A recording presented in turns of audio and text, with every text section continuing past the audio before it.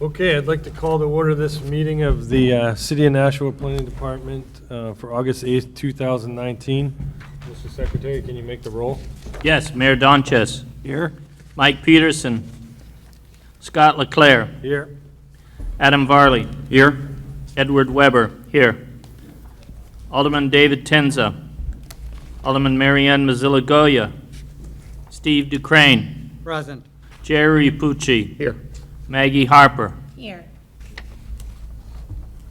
Okay, so we have enough folks for a quorum, and everybody here will be participating in discussion and voting as well. So just to start off, we have in front of us the minutes from the July 11th, 2019 Planning Board meeting. Anybody had a chance to look at those and want to make a motion as to whether they're acceptable in the current form or need to be amended? Mr. Rapucci? I did. I reviewed them. I make a motion, we accept them as they're written. All right, so we have a motion to accept by Mr. Rapucci. Do we have a second on that? Second. Second by Mr. Weber. Any discussion? All those in favor? Aye. Opposed? Any abstentions? So we have Maggie. Four. We have four voting for, and Yep, and how many abstentions? 3 that weren't here for that part of it? Yep, okay. So, all right, so that motion passes. Go ahead and move on to communications, Roger. Thank you, Mr. Chair, members of Planning Board, Mayor Donches. We have a few items in your packet tonight.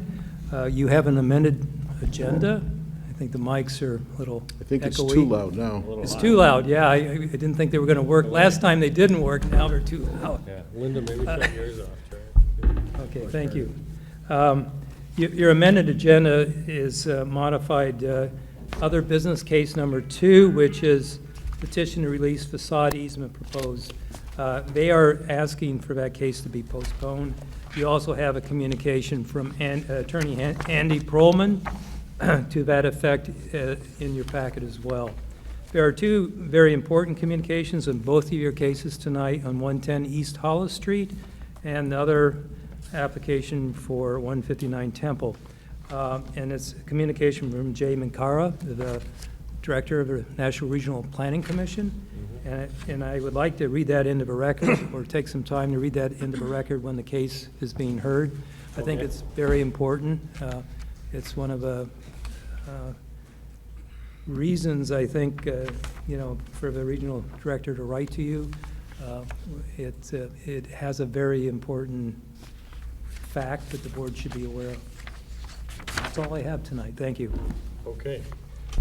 So I'll just inform the board and anybody from the public that was looking at the original agenda. That would be items, and correct me if I'm wrong here, Linda, case number 2 and case number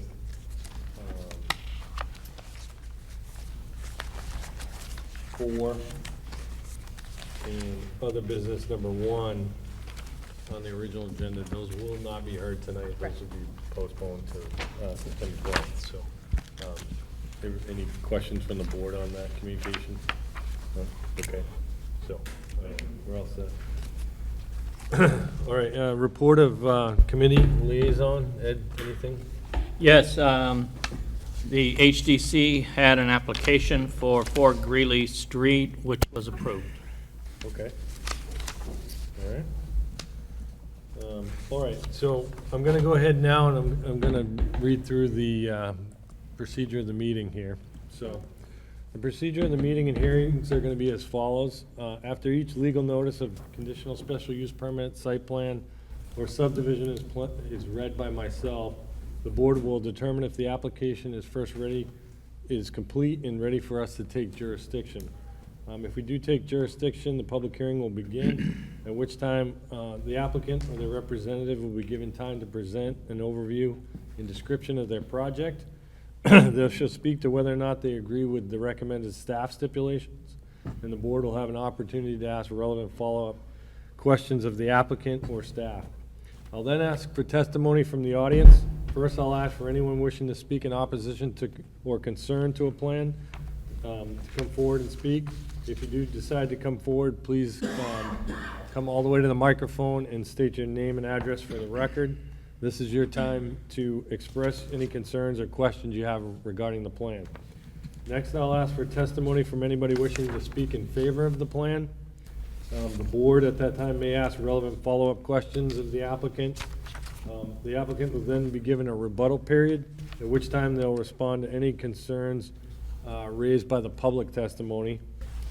If so needed, and if there are still concerns by the public, I will allow the public to get together and have one person come forward and speak, again, for only those items that were brought forth in the rebuttal period. After this has been completed, the public hearing will end. The board will resume the public meeting, at which time we'll deliberate and vote on the application before us. I'd ask that both sides keep their remarks to the subject at hand and to not repeat what has already been said. We want to be fair to everyone and make the best possible decision based on the testimony presented and considering all applicable approval criteria established in our national revised ordinances for conditional special use permits, site plans, and subdivision plans. At this time, I'd ask for everyone's courteous attention, and that you, also if you have a cell phone, that you maybe just put it on vibrate or silent, okay? Okay, old business, conditional special use permits, there are none. Old business subdivision plans, there are none. Old business site plans, case number 1, East Hollis Street Acquisitions LLC, owner, proposed 80-unit multifamily development with associated site improvements. This property is located 110 East Hollis Street. I just want to also, Roger, this would be the time to indicate into the record these other documents. I would believe you need to reopen the Take it public off the hearing. table. First, okay. All right, so at first, I guess I'd take a motion. This has been tabled from our July 11th, 2019 meeting. Do we have a motion to remove it from the table? Yes. So we have that motion from I'll Mr. second. Capucci, a second from Mr. Barley. Do we have any discussion on that? All those in favor? Aye. Aye. Opposed? That motion passes. So at this point, now that we have it off the table, we can enter into the record these other documents? Correct. All right, so we have, I think, in your packets that we got, which weren't in the original meeting, where we tabled, the July 31st, 2019 memo from the City of Nashua Community Development Division to myself, from Sarah Marchant. So everybody's got a copy of that, and I'm putting that into the record at this point. Then we also have, in our packets, a memo from Wayne Husband, the Senior Traffic Engineer, dated August 2nd, 2019, to Roger Houston, Planning Director, with regard to traffic. And then we also have a memo, excuse me, from Linda, the Deputy Planning Manager, to our Planning Board, dated August 8th, 2019. And then we have also in our packet, all of which would go into the record here, a memorandum from Stephen G. Pernaugh, P.E., to myself and the Planning Board, which is additional traffic study information. So, does that cover all the additional items that need to move in? Did you mention the letter dated July 23rd from the butter regarding new privacy fence? I do not have, let me make sure I've got, do you have that? Recall it being referenced. What was the question again? There's a kind of a letter from Abutter regarding a privacy fence. I think it's in here because I read it. I don't know if I have that, Roger. Do you want I have it right here. to put that into? It's in the packet. It is in the packet. It is in the packet? It is. It's after, I'm just looking for it here.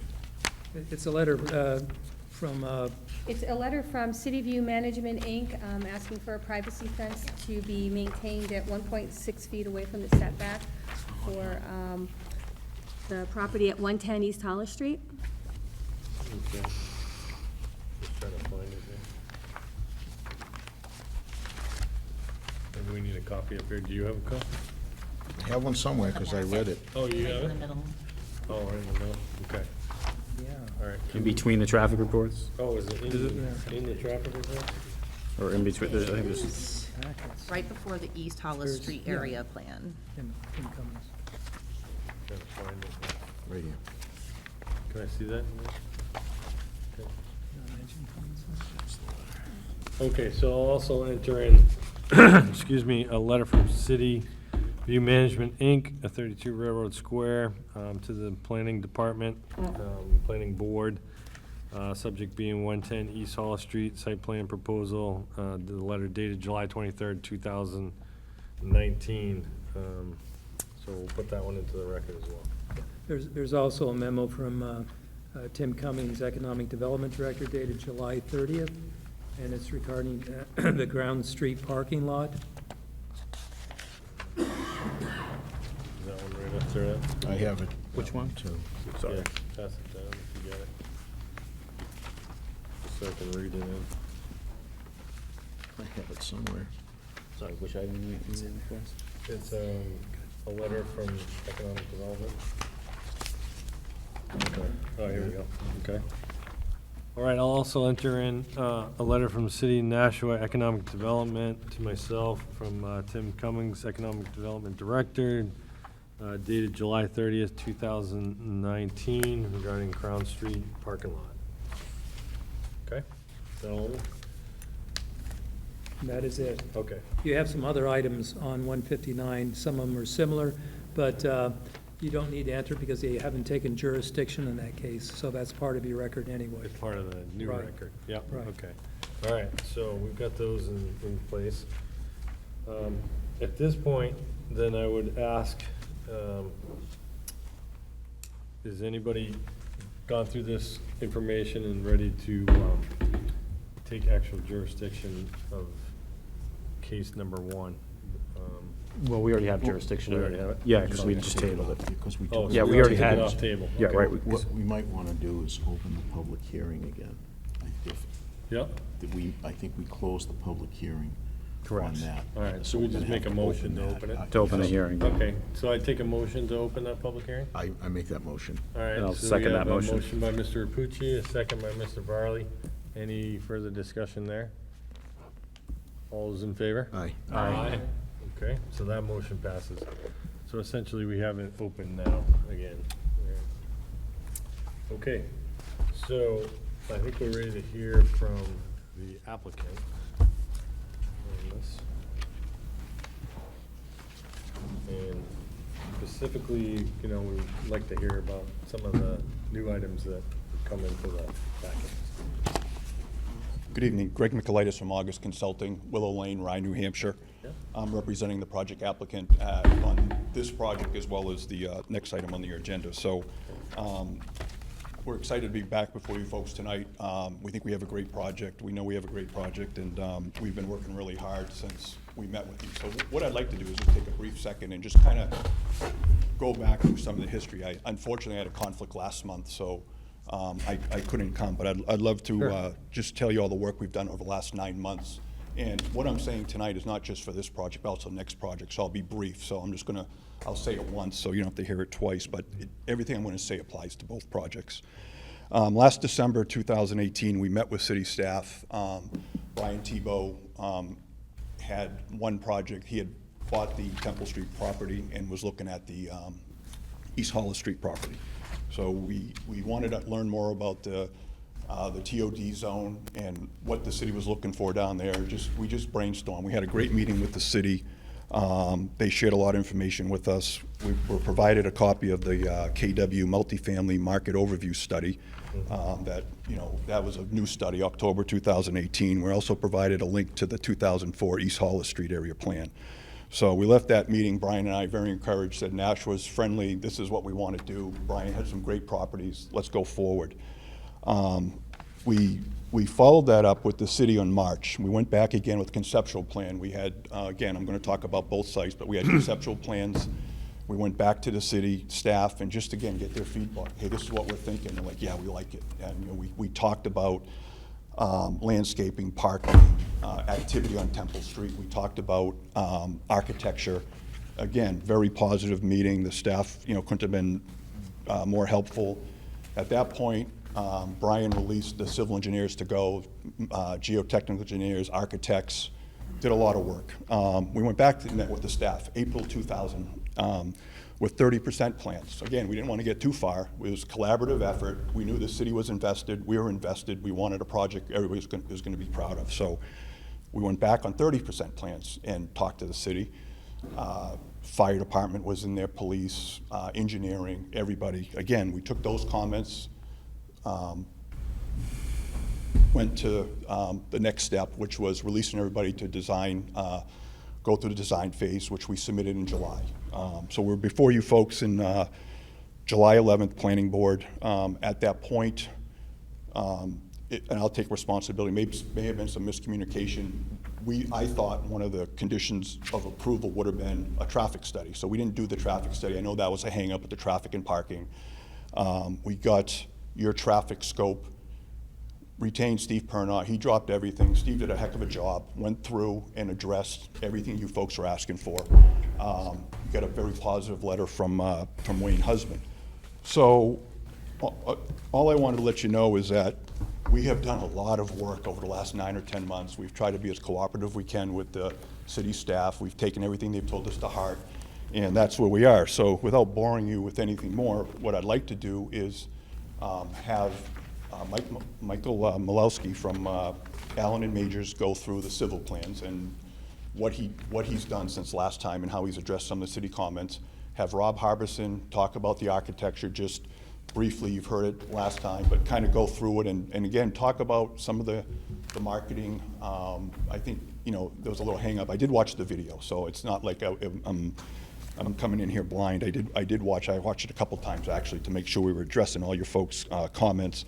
And then finally, Stephen Pernot will talk about traffic. So that's kind of what we had in mind for tonight. Yeah, I think that's a good approach, myself, so. Good, thank you. Yep, thanks, okay.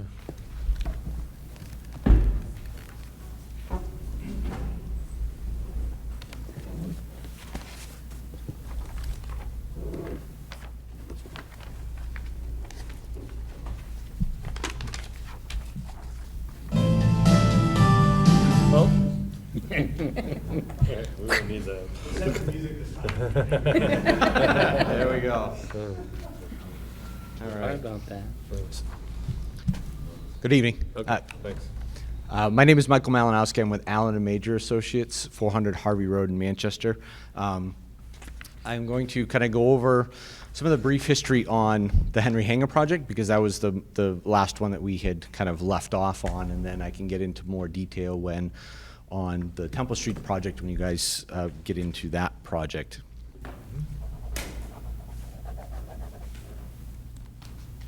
So, why is that? It's coming. It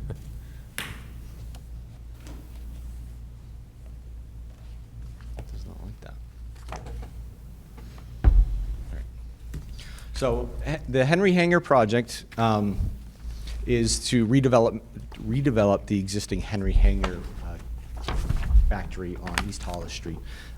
As part of the proposal, we are tearing down a small portion of the rear of the building. That's a old smokestack and boiler plant to make room for some accessible parking and a more resident-friendly entrance along the back. As part of that project, we are providing 20 spaces of parking at that facility with additional landscaping.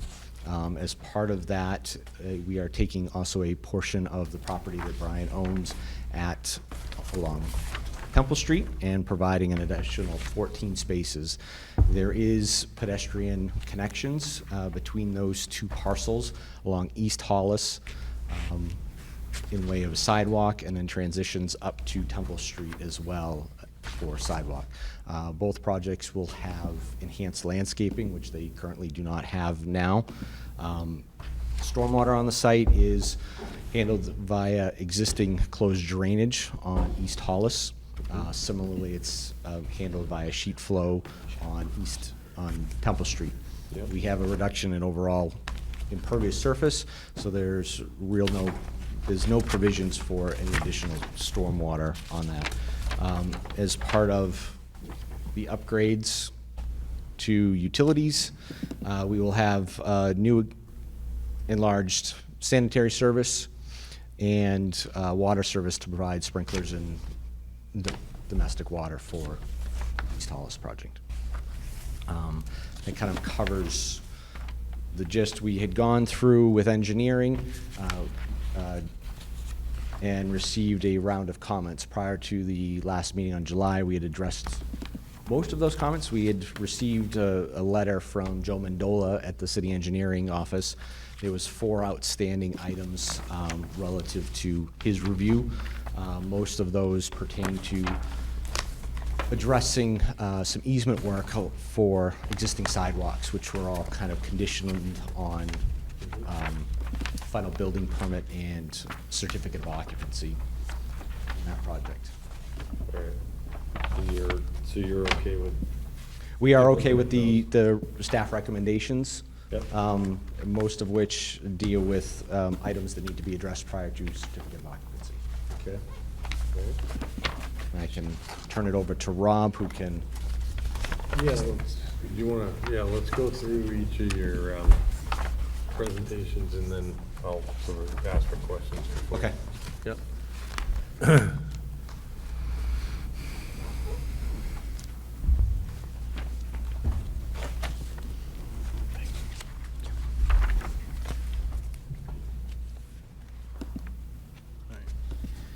My name is Rob Harbison from Market Square Architects. We're located at 104 Concord Street in Portsmouth.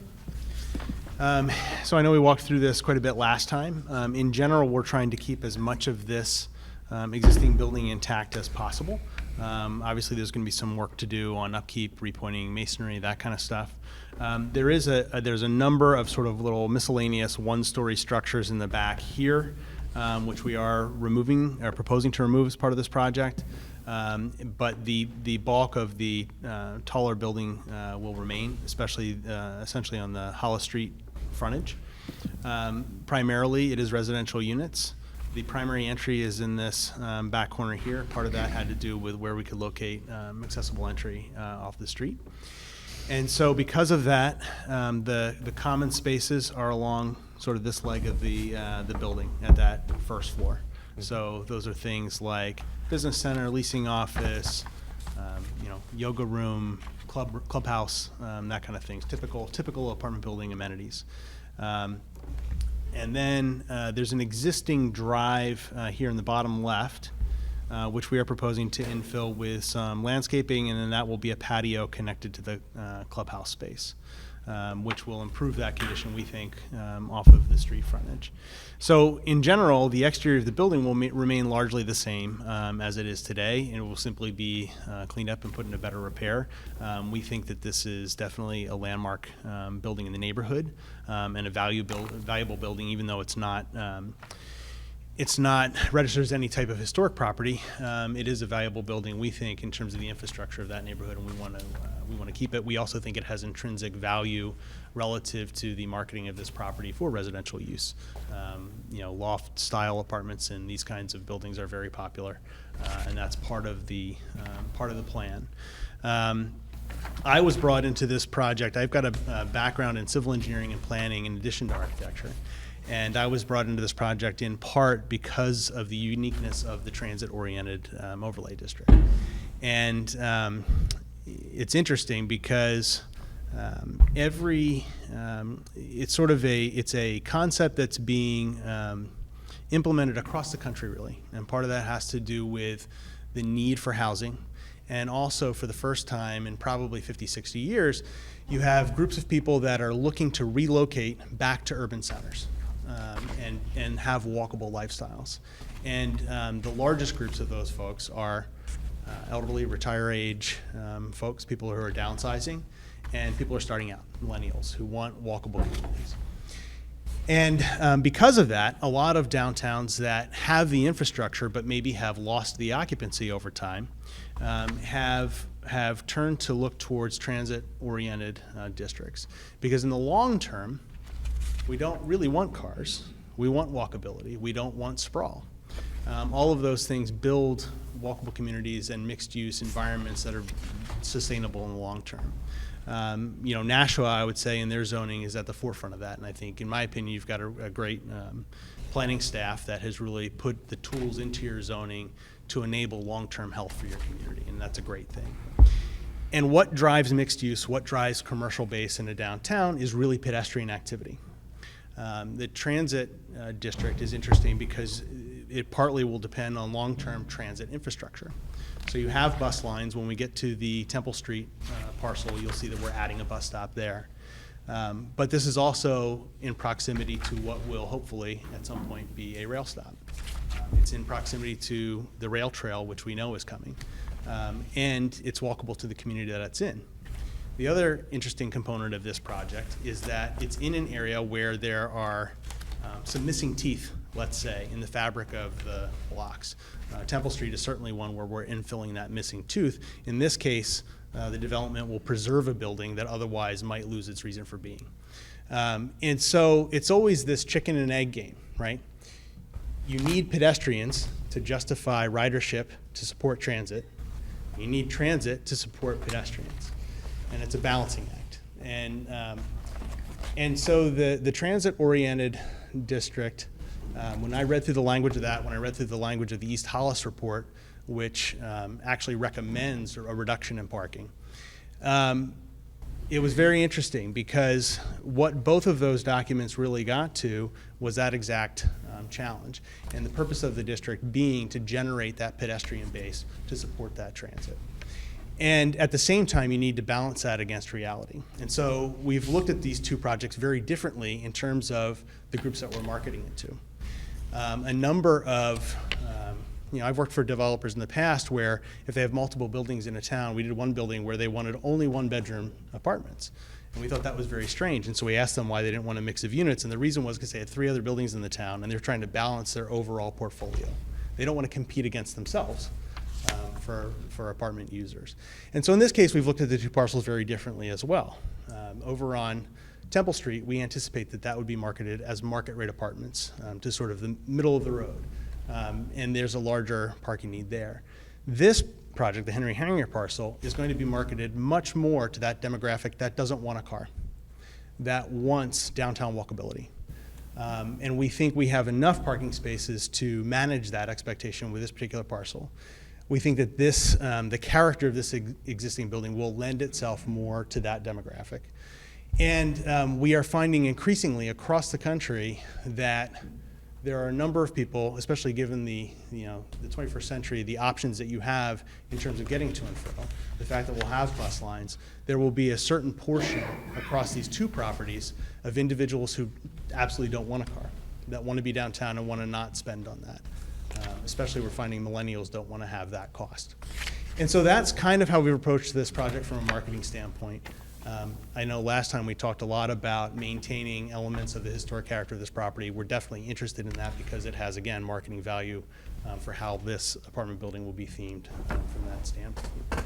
And that's really how we've thought about these projects relative to the language that we found in the zoning document, the overlay district document, and the East Hollis study. So I guess rather than going through the detail of the building that we did last time, I'll kind of leave it there. Yeah. So on the historic details, do you have examples of the types of details for this specific project that you're considering? Well, the big one I think is I know there's some existing signage on the building that we would like to retain if it's feasible. I mean, any of the existing features I think we would. There's going to be new doors and new windows. All of the masonry will be repointed, and so all of those existing masonry details we will retain. Yeah. The exterior of the building we would like to largely keep as it is to the extent that we can. Okay. All right. So, maybe let's hit civil and architecture with questions just because might be a gap for the board here. So does anybody from the board have questions for the architect or civil? Yes. Yep. What research data did you, that directed you to develop this idea for Hollis Street and for the renters to rent, but without a car? What research data that drove you to that? I'm not sure how much, it's interesting. This type of zoning has really come online across the country within the last 2 years. And so projects are really just being completed now. There's an old church that was renovated in Saco, Maine, that's online that has no parking. There's a new project in Dover that's just come online called the Orpheum that has no parking. There are some larger scale projects with no parking, but they are in larger municipal areas or centers that already have, say, a train. And so I didn't think that they were really as relevant. And this is really, it's sort of developers kind of testing the waters to a degree. And so I think it's less data driven at this point, and it's more understanding of market experience. It's an educated guess. And if you own 1,000 units of multifamily and you have surveys from your apartment renters, Yeah. then you can gauge an understanding of probably where you should be. And so sort of this percentage of cars to this percentage of units felt about right. That makes sense. Later, I'm going to show you a video that we have, that NRPC has, and it's still on there, and you'll see why, some of the research that has been done in researchers out of Boston. And I'll tell you about it afterwards, but it goes right to what you just said. What I will say is there are numerous surveys, especially among age groups, especially geared towards millennials, and the percentages of folks who don't want a car in those age groups is very interesting. But how that relates to tracking data relative to apartments, there's not a lot of that available yet. There are a myriad of articles about transit-oriented zoning districts across the country right now. That you Google that and you'll get 1,000. NRPC is doing one and it'll be done by the end of the year. I don't know and I asked them if they would include this type of research, because I agree that it is coming to Nashua. Nashua is actually doing a good job. I already know, because of this video, it's already been talked about, that Nashua is doing their part in bringing this forth. I agree. This type of thing. Nashua zoning, in my opinion, is it's really at the forefront in terms of long-term thought process and how to do this. And what's great about Nashua is, it's interesting. Every town in New Hampshire is very focused on their uniqueness. And so, if you go to Dover, their primary concern about any project is that it's not like Portsmouth. And if you go to Rochester, they want to make sure that it's not like Dover. Now, I don't know if Nashua has a town you don't want to be like, but what's great about Nashua, every town is unique, and that's why the zoning is unique, and that's why we always look there to understand what does this town want to be in 10, 20, 50 years. It's not like architecture where you draw it, you get it built, you put it up. Zoning happens over a long time period. And what Nashua has is downtown infrastructure. And I think that lends itself to this kind of a district, because all of these pedestrians activate the street and they support walkable businesses, walkable office space. And so all of those things drive the infrastructure that you need to support downtown transit, walkability, mixed-use environments. Thank you. Mayor Dodges? Yes. Well, we agree with your idea that, especially in this district where no traffic is required, or no parking is required, that you can go with less parking. But to the extent you come up with, if you ever do come up short, and I think Mr. Cummings, the Economic Development Director, can speak to this, I think there are two places where you can get additional parking. Number one, the city has a 250 space lot, like a block away, over by, at the end of Denton Street over on Crown Street, where spaces are open to be leased.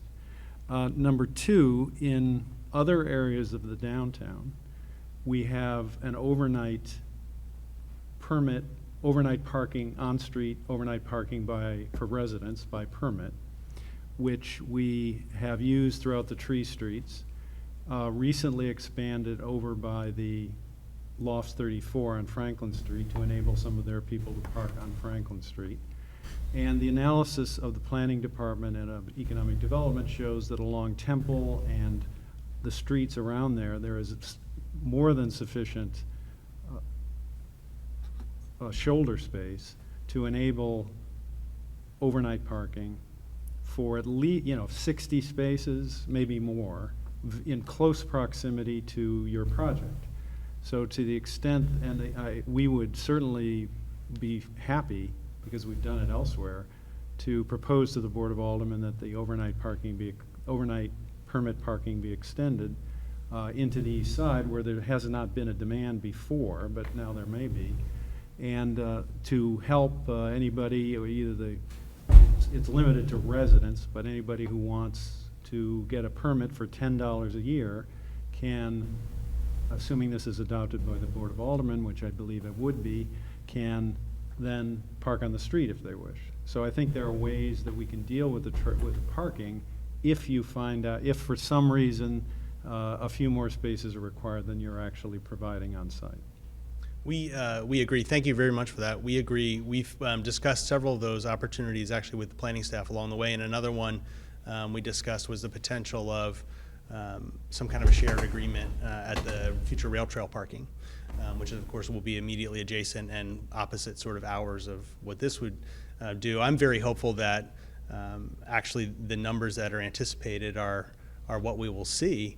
I would love it if we saw even less need for cars. And long term, I know we're one of the first developers coming forward and kind of using this zoning language in this overlay district. But long term, what I would like to see is, I'm certain what the zoning language wants to see, which is a greater pedestrian density, more transit infrastructure, so that eventually that Temple Street lot that's associated with this parcel would cease to have a need and could be a building.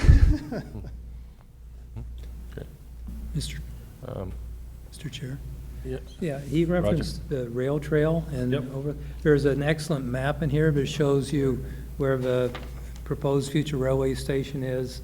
The Heritage Rail Trail East, that's going to, hopefully will be under construction next summer.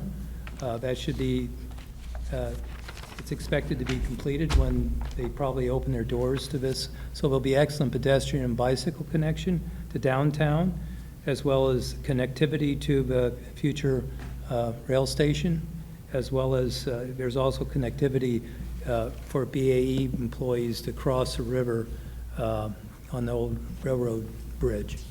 So that's a very important part of this pedestrian link in this area. Thanks. Mr. Duca? Yeah, thank you, Mr. Chair. So you mentioned transit, and I believe the transit that applies currently is the city bus, Nashville city bus. Do we have, if this development goes through, do we have adequate bus routes that would go by this development? We did discuss transit with the planning department. One of the comments that we heard from them as a part of both of these parcels was a need or a desire for a bus stop in this area, and so we've added that as a part of the Temple Street parcel. And so, we listened to their comments about how the bus routes worked in that area, and that was direct feedback that we applied to the project. So just by adding the bus stop, you'll get the frequency of the routing. Both the frequency of the routing, I think, was one of the items that was brought up, and then the other item was how the buses move in this particular area now, and what a bus stop on that side of the street would enable them to do that improved their routing. Mr. Houston just mentioned the rail trail that he expects to be constructed in a year or so.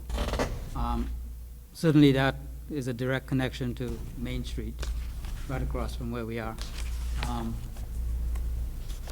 If we depending so much on your residents walking, do we have adequate pedestrian amenities, sidewalks, crosswalks, and so on, to get to those destinations that we expect the residents to go to?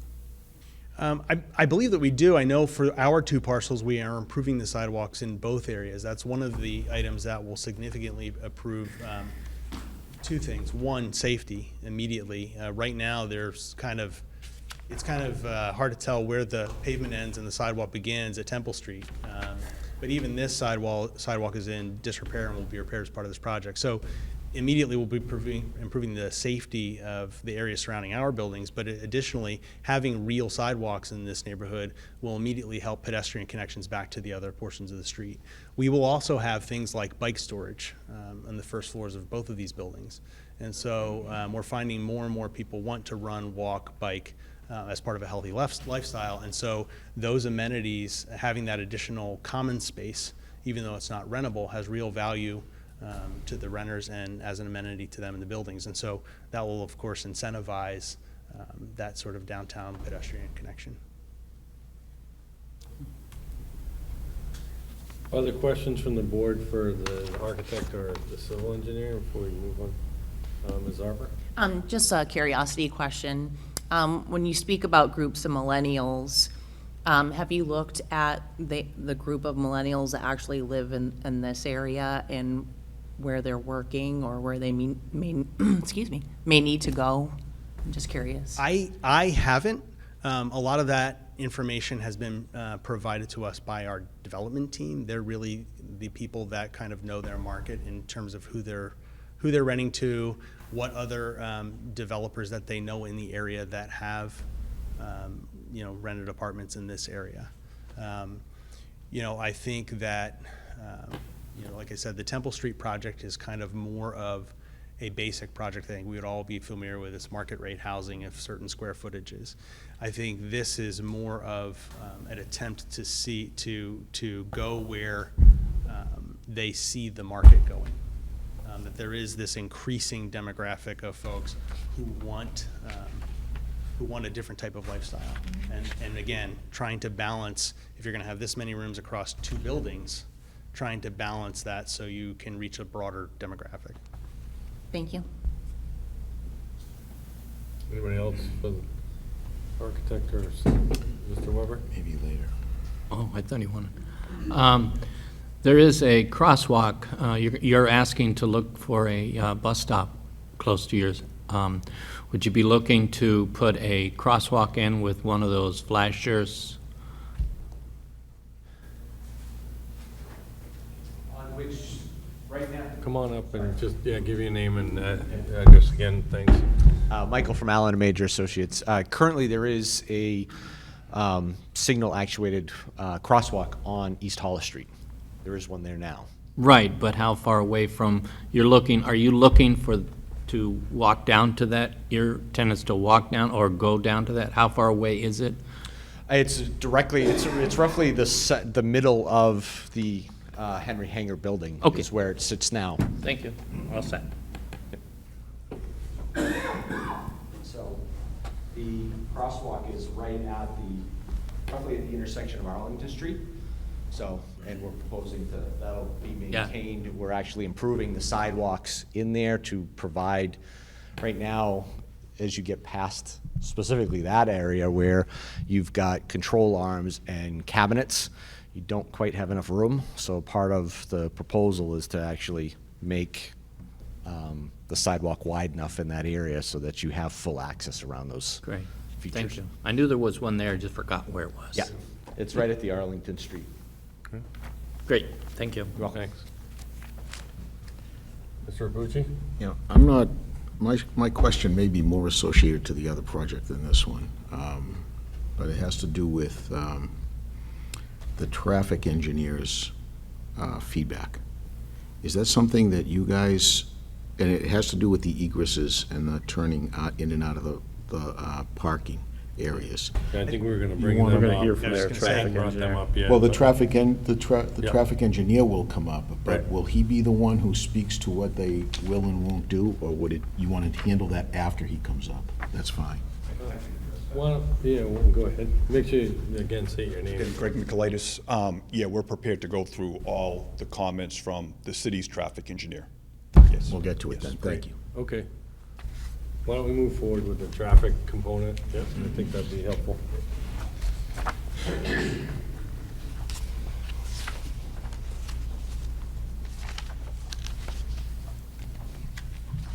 Yeah, you can just push that up if you need to. It does go up eventually. Good evening, Mr. Chairman, Mr. Mayor, members of the board. For the record, my name is Stephen Pernaw with Pernaw and Company.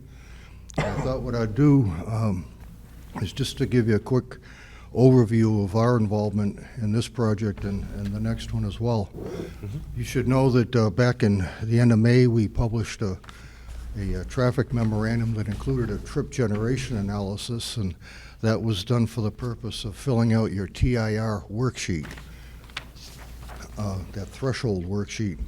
And for this project that's before you tonight, the projected traffic volumes were below your guidelines for further analysis. Next, I was here on July 11th at the last hearing, and as a result of that hearing, the Planning Department issued a memorandum dated July 17th talking about specific issues that they'd like addressed. Yep. Shortly after receiving that memorandum from the city provided us with a copy of the East Hollis Street area plan. This is just volume 1. There's also volume 2. And the city also provided us with the traffic impact and access study for the Renaissance development. And our purpose in receiving these documents was to look and to see what has been done in the past, and quite frankly, quite a bit has been done in the past. We then prepared our memorandum dated July 31st, which attempts to address each of the city's comments. And without getting into specifics, we give you a little recap of what's in those 2 reports and what their conclusions were. We researched available traffic volume information. For instance, Bridge Street over the river, 18,000 plus cars a day. And the bottom of the chart was Temple Street, about 4,000 cars a day. We took our trip generation analysis from our previous 2 memos and put it together on page 3 and gave you a graphic just showing how big 18,000 cars a day looks compared to what the sites are going to be generating. We provided the TIR worksheet, so it's all under one roof. We did what we call a trip distribution analysis, and this identifies where we think people are going to travel to and from. And one of the things that's, I think, favorable is that both sites have 5, I call them gateways, in and out of the apartments and the residences. So right off the bat, when you have 5 different access routes, that helps to disperse traffic. And further, each site has 3 driveways, 3 access points. So when you take a small volume of traffic that's being generated by each site and you divide it by 3 driveways, the number starts getting pretty low. And then you take that and you distribute it amongst the 5 gateways. And when you do that, or we summarize the results of that analysis on figure 1 in our latest memo, the biggest impact, 49 trips over a 1-hour period.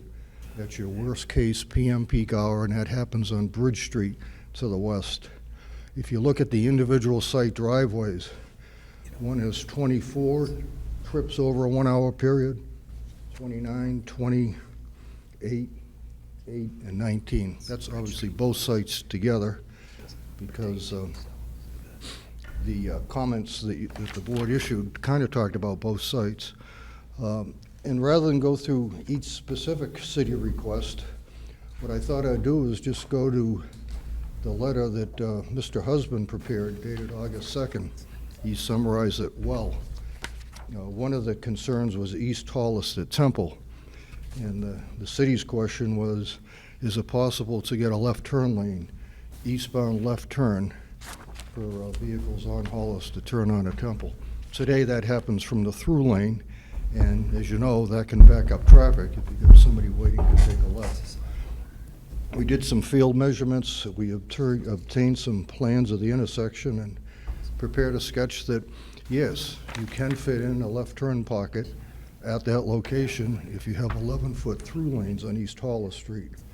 And we also suggested that improvement could go back to Arlington Street, because there you have a 3-lane section as well. So it'd be, from our perspective, it would be nice to have a consistent 3-lane section.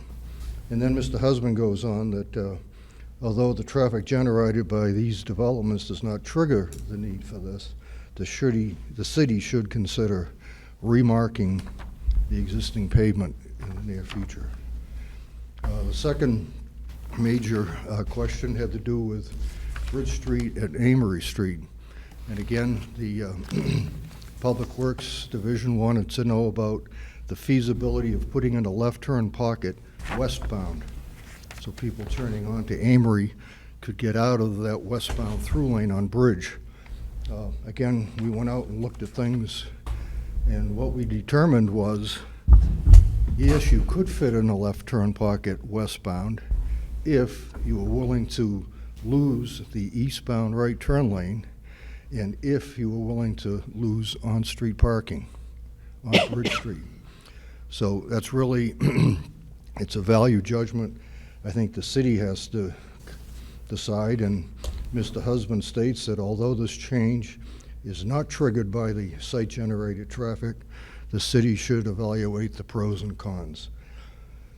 The third one has to do with the proposed site driveway on Bridge Street. And again, this is really the next application, but while I'm here, I'll talk about it because it's the last area of concern.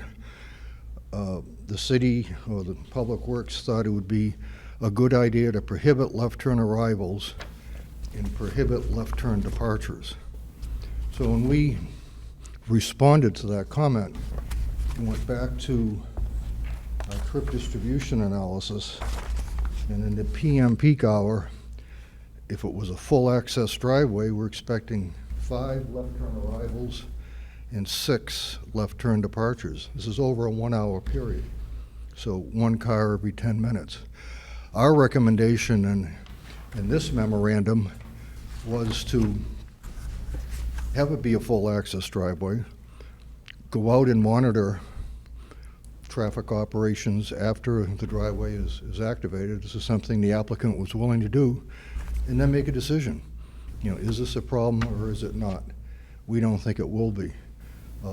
Public Works does say that they still recommend making these turn prohibitions. And they do go on to say that someday if there is a left turn lane on Bridge Street, then they'll revisit it and maybe it can become a full access point. So it's a slight disagreement between 2 traffic engineers. The applicant is certainly willing to make the turn prohibitions that Public Works is asking for. So it's really a non-issue. And then I have to love his last paragraph. The traffic analyses satisfy the concerns raised by the division relative to traffic impacts associated with the proposed developments. So that concludes my short presentation, and if you want to do questions and answers, we can. Yeah, I just have a quick question. Can you, in your opinion, you know, at the point of the bridge, the effects, do you have a conclusion as to whether that's better or worse, or the magnitude of such? You're saying about the bridge over the river to Hudson? Yeah. Well, one response is, that wasn't in your list of questions, so I don't have a written response, but. Just looking for your opinion. Okay. Yeah. 8 trips, Yeah. Bridge Street, 13. So that's 20 trips during the PM peak hour going across, Yeah. either eastbound or westbound. That's from figure 1, yeah. Yep. Yeah. So I can tell you that, again, over a 1 hour period, Yeah. that's minutes between vehicles. So yes, I can say, oh, it's a drop in a bucket, don't worry about it. But this board recognized last time I was here, it's the incremental impact. You know, what happens if you keep it adding on top of each other all these small ones, someday it becomes a big one. Mm-hmm. And I certainly agree with that. And quite frankly, your East Hollis Street study and the Renaissance study looked at all of that holistically. And the last study recommended continuing to investigate a roundabout Right. at that location. Yep. So whenever you add traffic to anything, 1 car, technically it gets worse. So, you know, I told you what the impacts are. It's it's going to be incrementally a little more demand in a problem area. That's a fact of life. It's a fact of any development or any traffic study we do. I really don't have an opinion about the roundabout because I didn't get into their analysis, but Yep. I'll tell you, in general, I'm a proponent if it's the right application. Yep.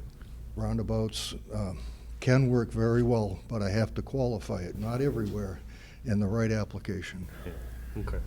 Well, I appreciate it. I mean, I think it is helpful for us to see things like Figure 1 that, give us a scale of both of the developments combined, which is, certainly was hard for us to project in the last go-around, so. Mr. Rapucci? Yeah, I have some questions about the way that you look at trips.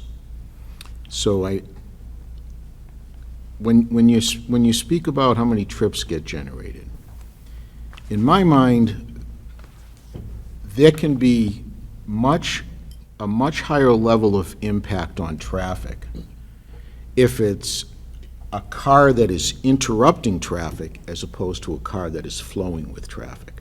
So if you're talking about the number of trips, we're only going up 30 trips or whatever that is, I get that. My concern with this area is that these trips interrupt traffic flow.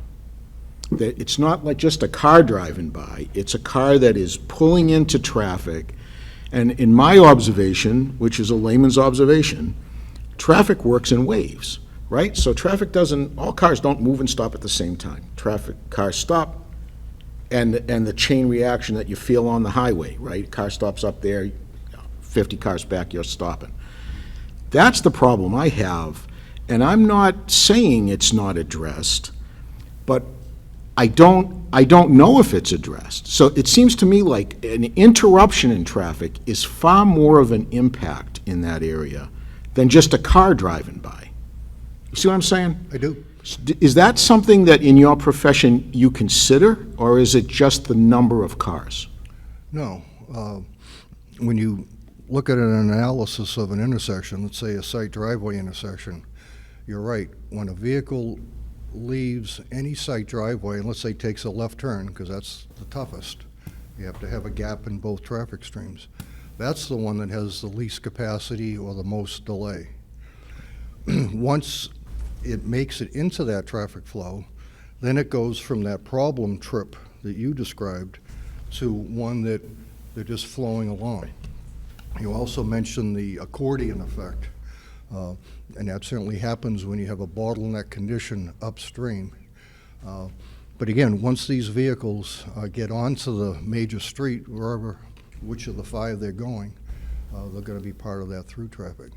And that's why it is important, I believe, that what I think minimizes the impact of both developments is 6 driveways. We're spreading the traffic over 6. You've got 5 routes. So this gives drivers a lot of options.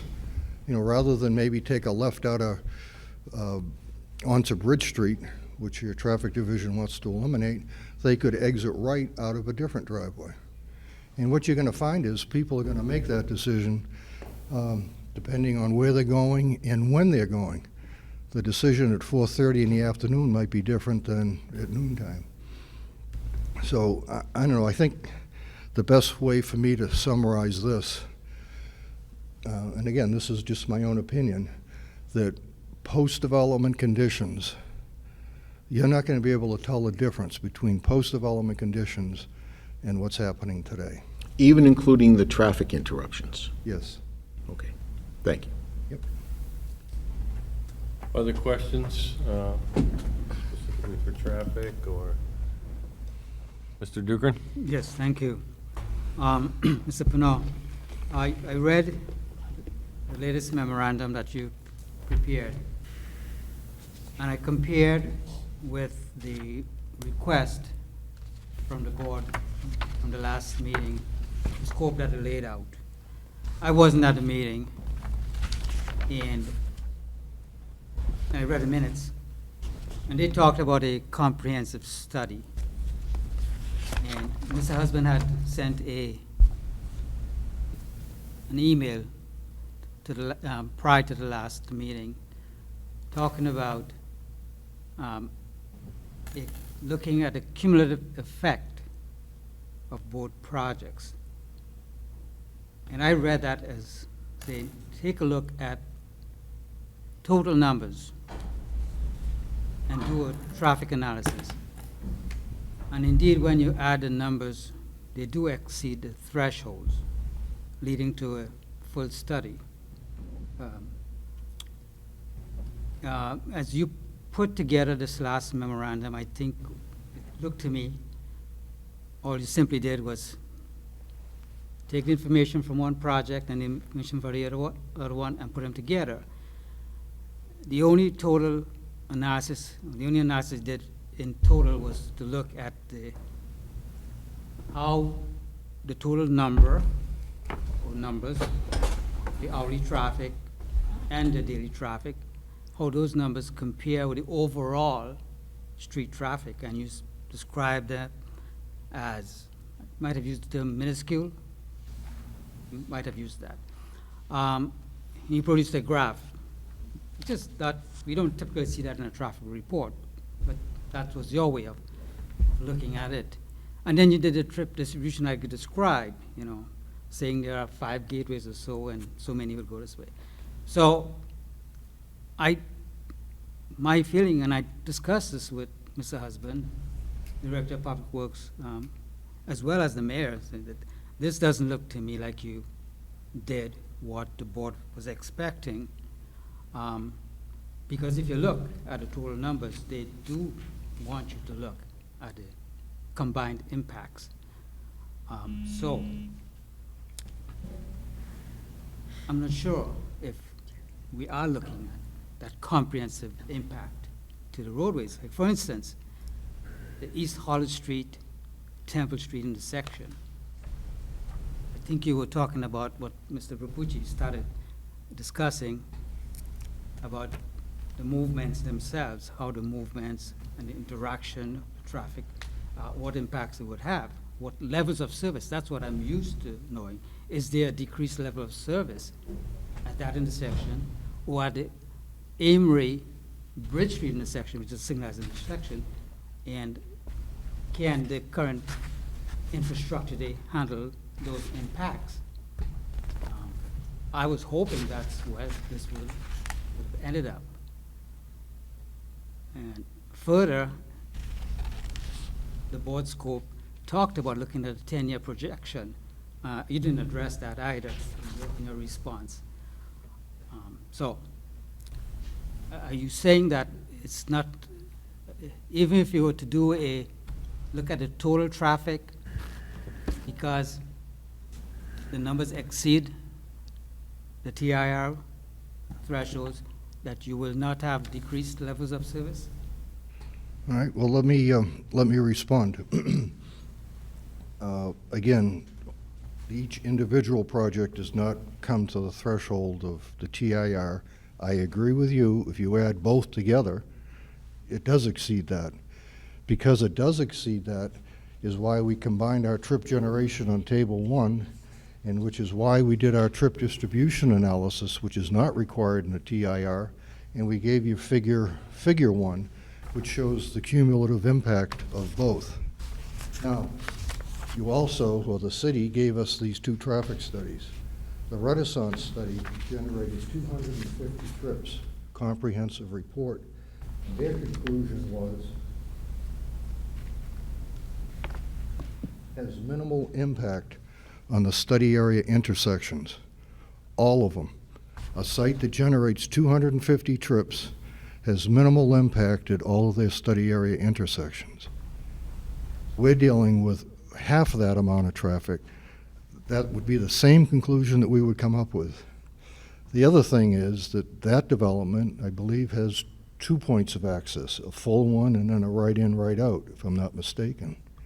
So there's an example where the impact is concentrated, not where we have those 6 different driveways. The other thing that I can tell you from my experience, when I look at figure 1, PM peak hour, the westbound through movement increases by 6 cars. I will guarantee you that whatever level of service that movement is, probably an F from the way I hear the city describe it, it will stay an F. There'd be nothing meaningful that would come out of that analysis. Right turn movement 20. And if a level of service were to change, that would happen in a case where you go from 19.9 seconds to 20.1 seconds of delay. Now that you're at that threshold, and that switches it from an A to a B or a B to a C. That kind of information, I mean, again, we would have the same conclusion as Renaissance. And I think that's why we feel comfortable stating that we believe that the projections in here and our analysis of trip distribution and our evaluation of those different intersections, can you put in a left turn lane or not? I think that gives the board plenty of information to make an informed decision about both of these projects tonight. So bottom line, it's not going to change level of service significantly. Maybe one will go over by 1/10 of a second or two, but again, that kind of finding is really not meaningful. Yeah. I don't know if the Renaissance comparison is a valid one, and I'll tell you why. I didn't go back to look at it, but you talked about a roundabout that the city's been looking at. I was involved in that project for quite a while, and the reason why a roundabout wouldn't work, even a two-lane roundabout, is because of the Renaissance access. The introduction of the Renaissance access, which is now Riverfront Landing, fails a two-lane roundabout. And in fact, the current proposal is a much bigger signalized intersection. Okay. I don't know if the analysis was done originally for Renaissance was an accurate one. But anyway, I just had to bring that up because I saw the concern in the minutes from the board, and they talked about a comprehensive study, and I don't think what you did to me was a comprehensive one. I understand your point. Sure. Mr. Mayor? Well, I want to address the issue of the comprehensive report. So our traffic engineer, Wayne Husband, thinks that the impacts are minimal and therefore no further work is required. But at the last meeting of the planning board, there was some concern expressed regarding the lack of a comprehensive study. So in this part of this time of the year, the city has a so-called escrow process, which is the accumulation of the unspent appropriations from the previous year, which ended on June 30. In our case, it's like $2.5 million. In this year, it's like $2.5 million. And a proposal is made to the Board of Aldermen regarding how to reallocate those unspent funds.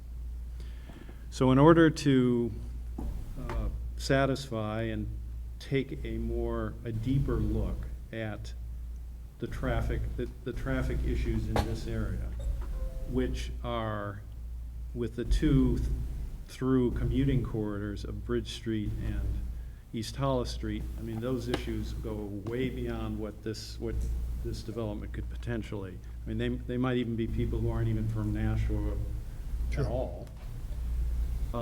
I've proposed, and I believe strongly that the Board of Aldermen will be fine with allocating $15,000 of this $2.5 million to do a comprehensive traffic study in order to take a look at the entire area and this much larger problem of traffic on the east side.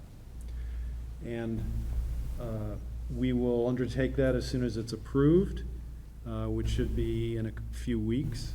And when we get to discussion, we can talk a little bit about Ms. Marchant's memo, which I think gives us a way to pay for traffic improvements on the east side, which again, the need for which are caused by traffic, which is, much beyond this neighborhood, much beyond Nashua in some cases, and certainly far beyond what is caused by, or would be caused by the two sites we're talking about. So I believe we will have money to do a comprehensive traffic study, which of course we will share with the planning board, and then with that be able to think about what long-term improvements are required on the east side to try to improve what is a difficult traffic situation. Okay. Mr. And I Barley? hope that you would support that idea. Certainly. Mr. Varley? So I was hoping maybe I could just recap quickly sort of the nature of your opinions. So, as Engineer Dugan pointed out, part of the concern that I think was expressed at the last meeting was sort of understanding, and it goes to your point about sort of the incremental impact, and sort of taking into account the larger picture, not just this site, not just the next site we're considering, but sort of the overall impact. But I think what I've heard you say, and then having reviewed the report that you've prepared, is that whether we're considering this site individually, this site with the next site plan we'd be considering, or more broadly within the context of this traffic corridor, that under any of those analysis, you would say that the impact is not a material one. Is that a fair assessment? Right, you wouldn't be able to tell the difference with 49 cars, an increase of 49 cars over an hour. Keep in mind, one thing that we did opine on in this report is the site driveways. And our statement was, based on the volumes we anticipate, a simple two-way driveway will work fine with one lane in, one lane out. When you start looking at other sites, that conclusion could change. Things like traffic control devices can change. But what I'm looking at here is it's all one lane in each direction and put in a stop sign, stop bar, and a double yellow line to separate inbound and outbound. On these two sites, that's all I can really opine about. Thank you. You're welcome. Other questions from the board for this applicant or anyone else? All right, thanks. Roger, is this the right time to have you read in the NRPC? Yeah, absolutely. If you'd like me to read it, or the board want to individually read that, Do we want to take a minute to do it? commentary Yeah, first? we or- can do that, yeah, okay. I actually came in here to read it. Oh, Okay, if you want That to is go fine. ahead and state your name, that would be easier. Hi, board, planning board members, mayor. I'm John with, John Goman with the NRPC. I'm here to read to you the letter. Can you just give your address too? We need to kind of, just to formalize it. maybe? Yeah, Yep. John Goman from Manchester. I'm here again representing NRPC. Okay. I'm here to read you the letter for item number 1, the East Hollis Street acquisition. This letter is from Jay Minkra, the Executive Director of NRPC.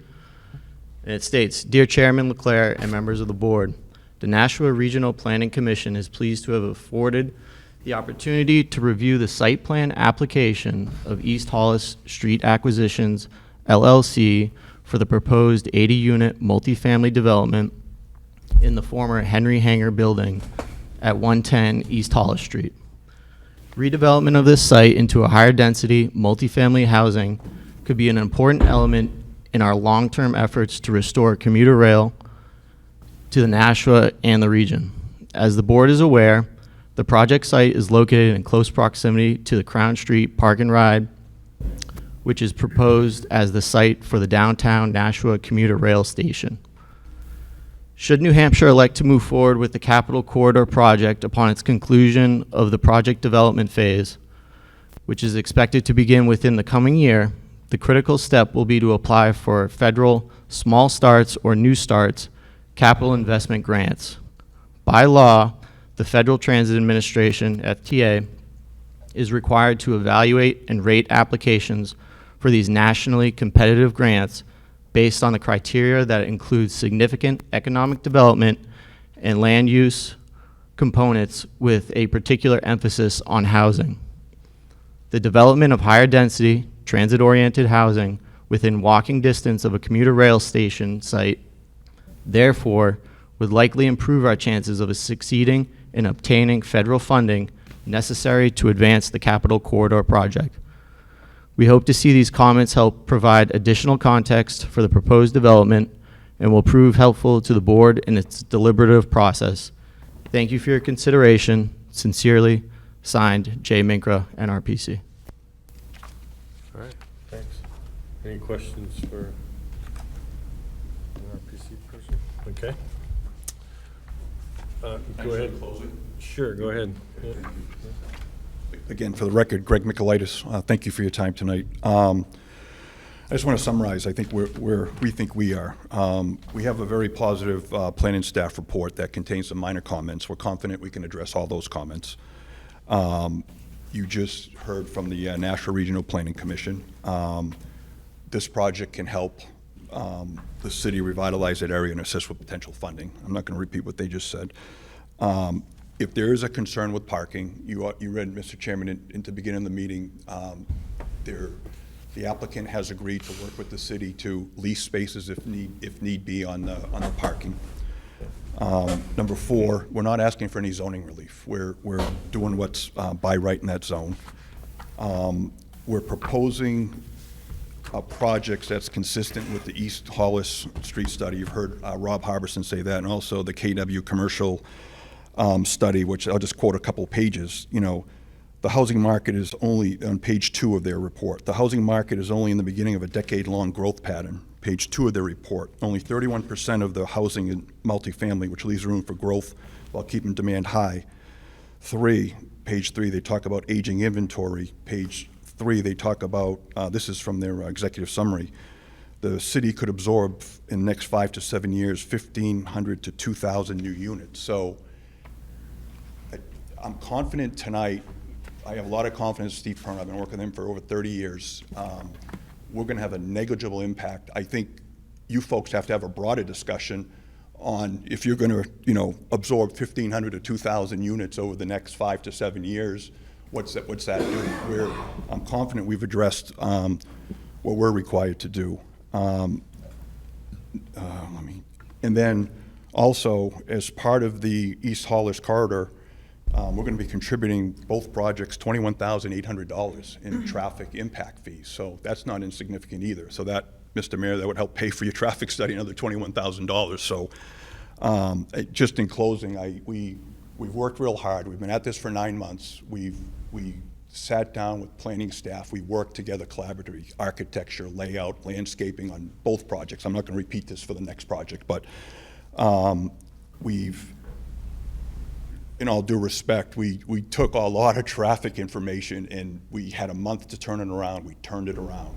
Steve did it. He dropped everything for us. So we wanted to get back here. So anyway, in closing, I hope that, you see fit to approve this project. I'm confident we can get through the minor issues that are remaining with the planning staff. Thank you. Any other questions for the applicant before I open up to hear from the public? Okay. All right, at this time I'd ask, is anybody in the audience wishing to speak in opposition or concern to the proposed plan? Please go ahead and come forward, state your name and address for the record, and let us know what your concerns might be. Peter Schaefer, 15 East Street. I live a few blocks from this development. I'm generally in favor of the development, of the redevelopment of the rail yard district. I'm not really against the development here, but I have to speak in this phase of it, so in case somebody wants to respond, they can respond. If you say something in favor, they can't respond to it. So the main comment I have is that intersection on Temple and East Hollis, no matter what you do, is going to be impacted. And the reason for that is right now there is a diner there on Temple Street, okay? In the future, you're gonna have a lot more cars in and out of there because of all the other buildings, Henry Hanger and the other development you're gonna hear about. And the thing that you pointed out about the, disrupting flow is the big issue. Yeah, there aren't that many cars, even if you have the other developments in there, aren't a lot more cars, but almost all the cars that come out of there cause a disruption on East Hollis, if you're going to East Hollis Street. Okay, there's no other way of doing that. So, and since we don't yet have a study by the city sort of to look at it and have all the details, the city's sort of maybe a little behind in that, but then again, who knows? But I think at that intersection, something has to be done at some point. You can't just leave it that way. Something has to be done to make it better. It's a very difficult situation because you can't put traffic lights there because you have 2 railroad tracks crossing the East Hollis. Okay, and you can't put traffic lights there to hold up cars when the trains come. Okay, so I'm not sure what you do. The left turn lane is an interesting idea where, because right now when you're going east on East Hollis and you want to get on the Temple, there is no left lane, but cars sort of get around it. Okay, and one thing was, well, we could put a left lane there. The problem, that kind of works. The problem is that you probably can't make a left turn out of Temple Street on the East Hollis then, because that backs up. So the other option is to do something maybe back, where the fire station is. I forget the name of that street down there that goes across over to Temple. Okay, maybe there's some kind of relief that one can do so one can drive around that way. I don't know, but I think there definitely is an impact, and it's different than the Renaissance, because the Renaissance cars tend not to drive down Temple Street. So I just wanted to point that out so that, and my main concern is that the developer get together with the city when the city comes up with their study so that it somehow gets resolved before, there's a big impact to the developer, because I think the developer's gonna build there.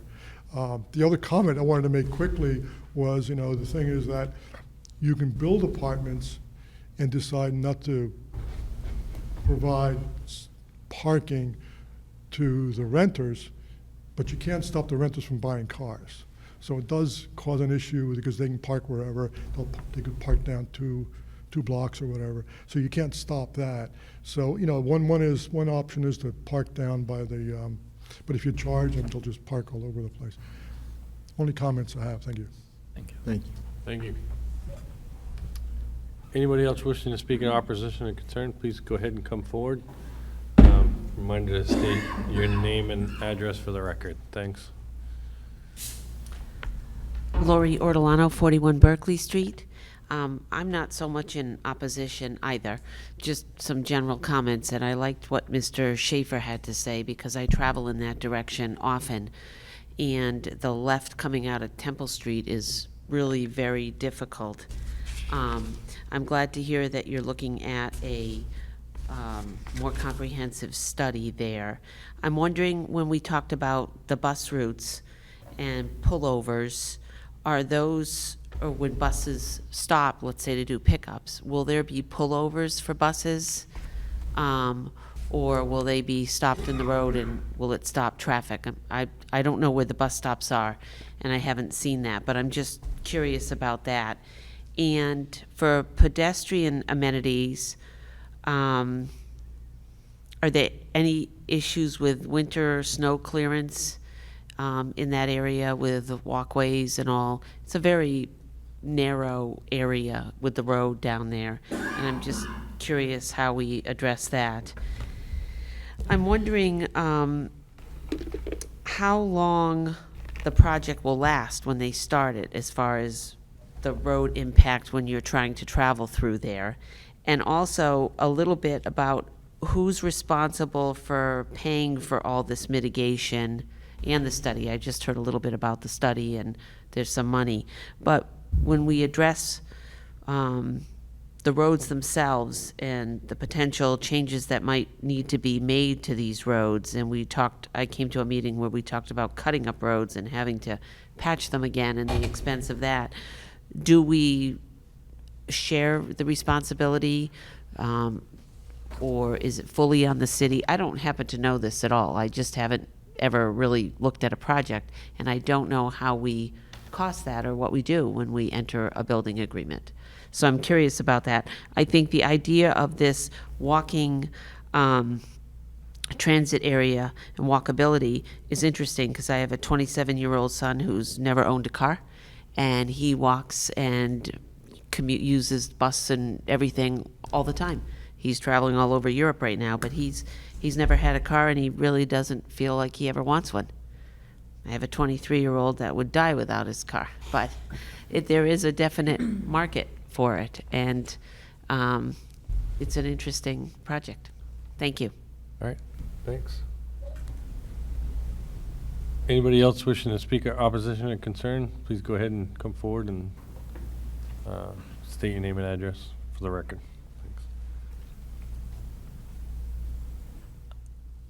Michael Peterson, 11 Delaware Road, Nashua. Speaking as a resident of Nashua, I think I had two questions that came up. One is with the proposed traffic study that the mayor mentioned. I would urge that traffic study to also take into account what's happening on the other side of the bridge in Hudson, because that continually backs up right over into Nashua. Even though it's not our community, it definitely affects us and should be, I think, taken into account as part of the larger traffic picture. The other thing I mentioned, a question that came up during tonight's discussion was one way to alleviate the problem of parking lot overcrowding is give people parking stickers so they could park on the roads overnight. And that sounds good, but I think we should also wonder what's going to happen to these vehicles during snow dates. You know, when there's a snowstorm, where do they go? And that should be taken into account also. So those are my two comments. Thank you. Thanks. Anybody else wishing to speak or opposition and concern, come on up and state your name and address for the record and let us know your concerns.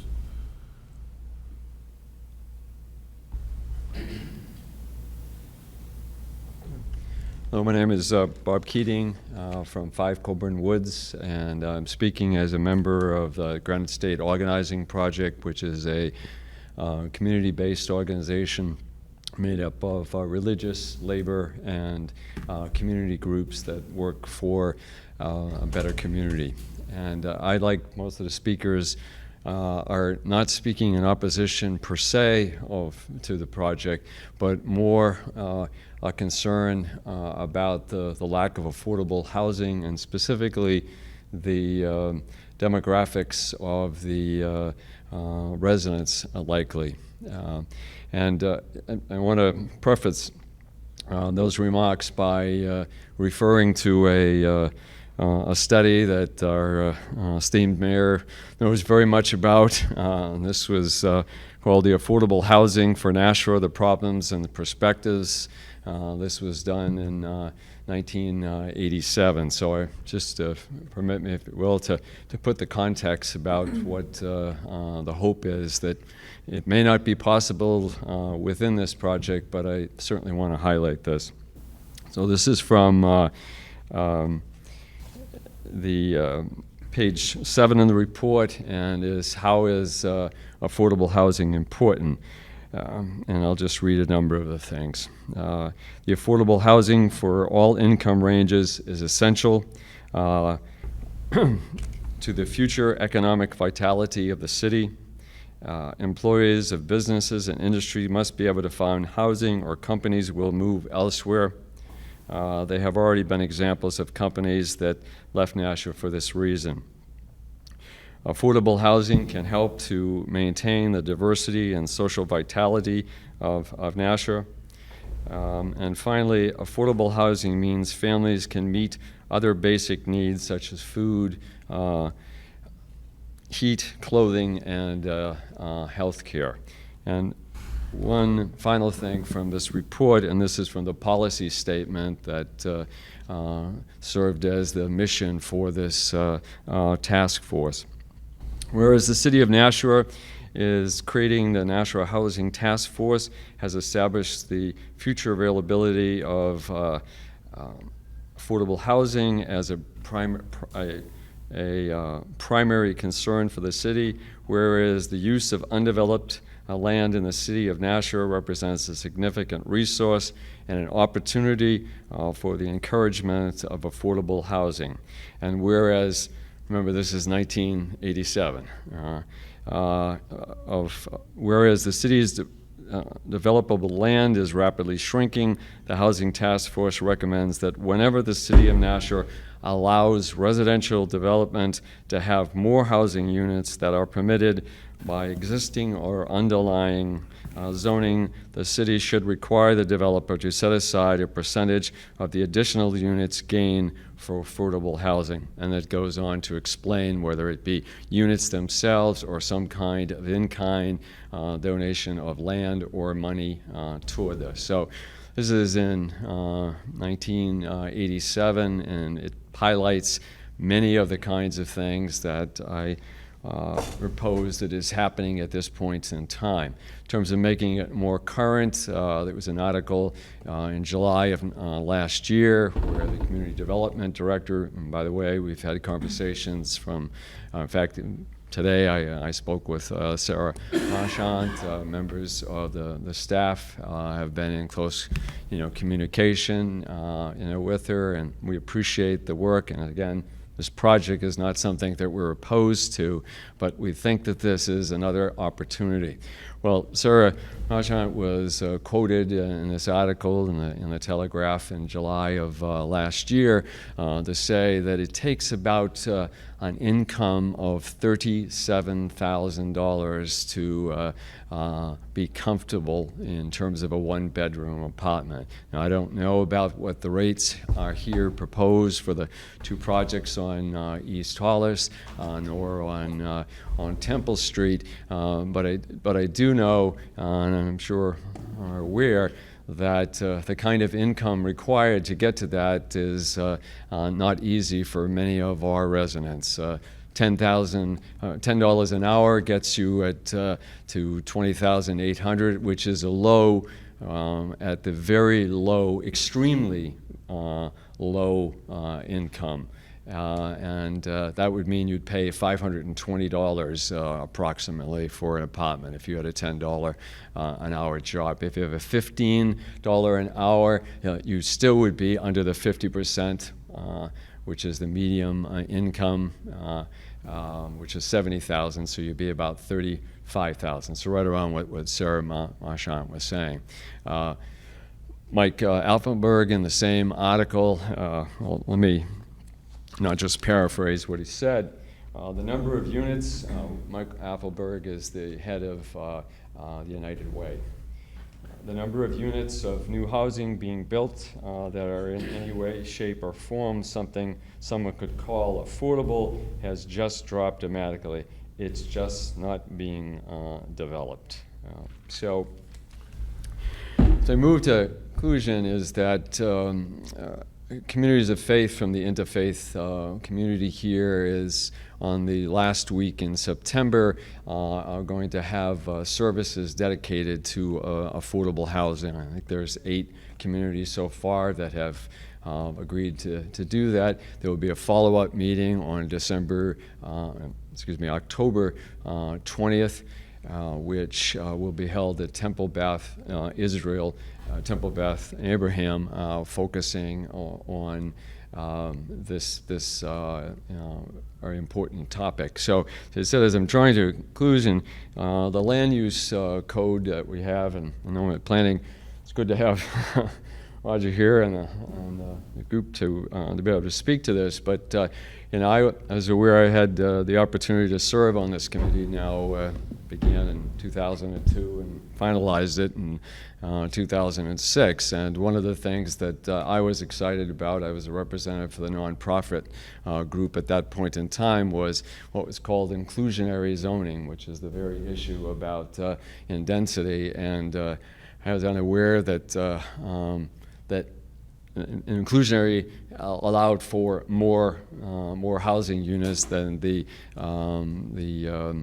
particular district is normally allowed, a particular zone for that, but none have been built. So our group just felt that it was important that we have 247 units that are proposed here, and particularly at this point, with the new developments that have come on, there's no indication that the new developments have changed rentals. The last figure that I saw, that the 2 bedrooms have gone up $200, so it's up to $1,400 plus. Sir, I don't mean to kind of hoot you Okay, along, but speeding up. you're Okay. starting to get a little bit, we're kind of getting the idea that you want some affordable housing Thank- thought on this. Thank you. You could We have a lot condense it of, better. on our, Yeah, so it comes across the loud and hope clear. is, and So- it may not be possible in this, but we certainly wanted to be able to pass on the message if there is something that can be done in this property in the future, because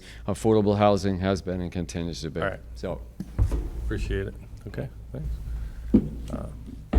Anybody else wishing to speak in opposition or concern to the plan? Anybody wishing to speak in favor of the plan? Okay. At this point, I ask, are there any questions? We do have, Oh, excuse me, go ahead, slow Tim. hand. Yeah. Yeah.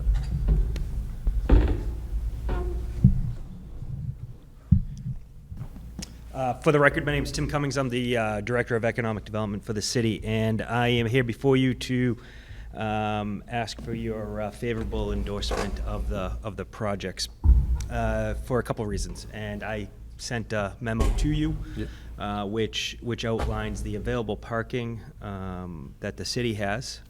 As I understand it, at the last meeting, parking was raised as an issue, and I want to assuage any of those concerns that you may have, because the city does have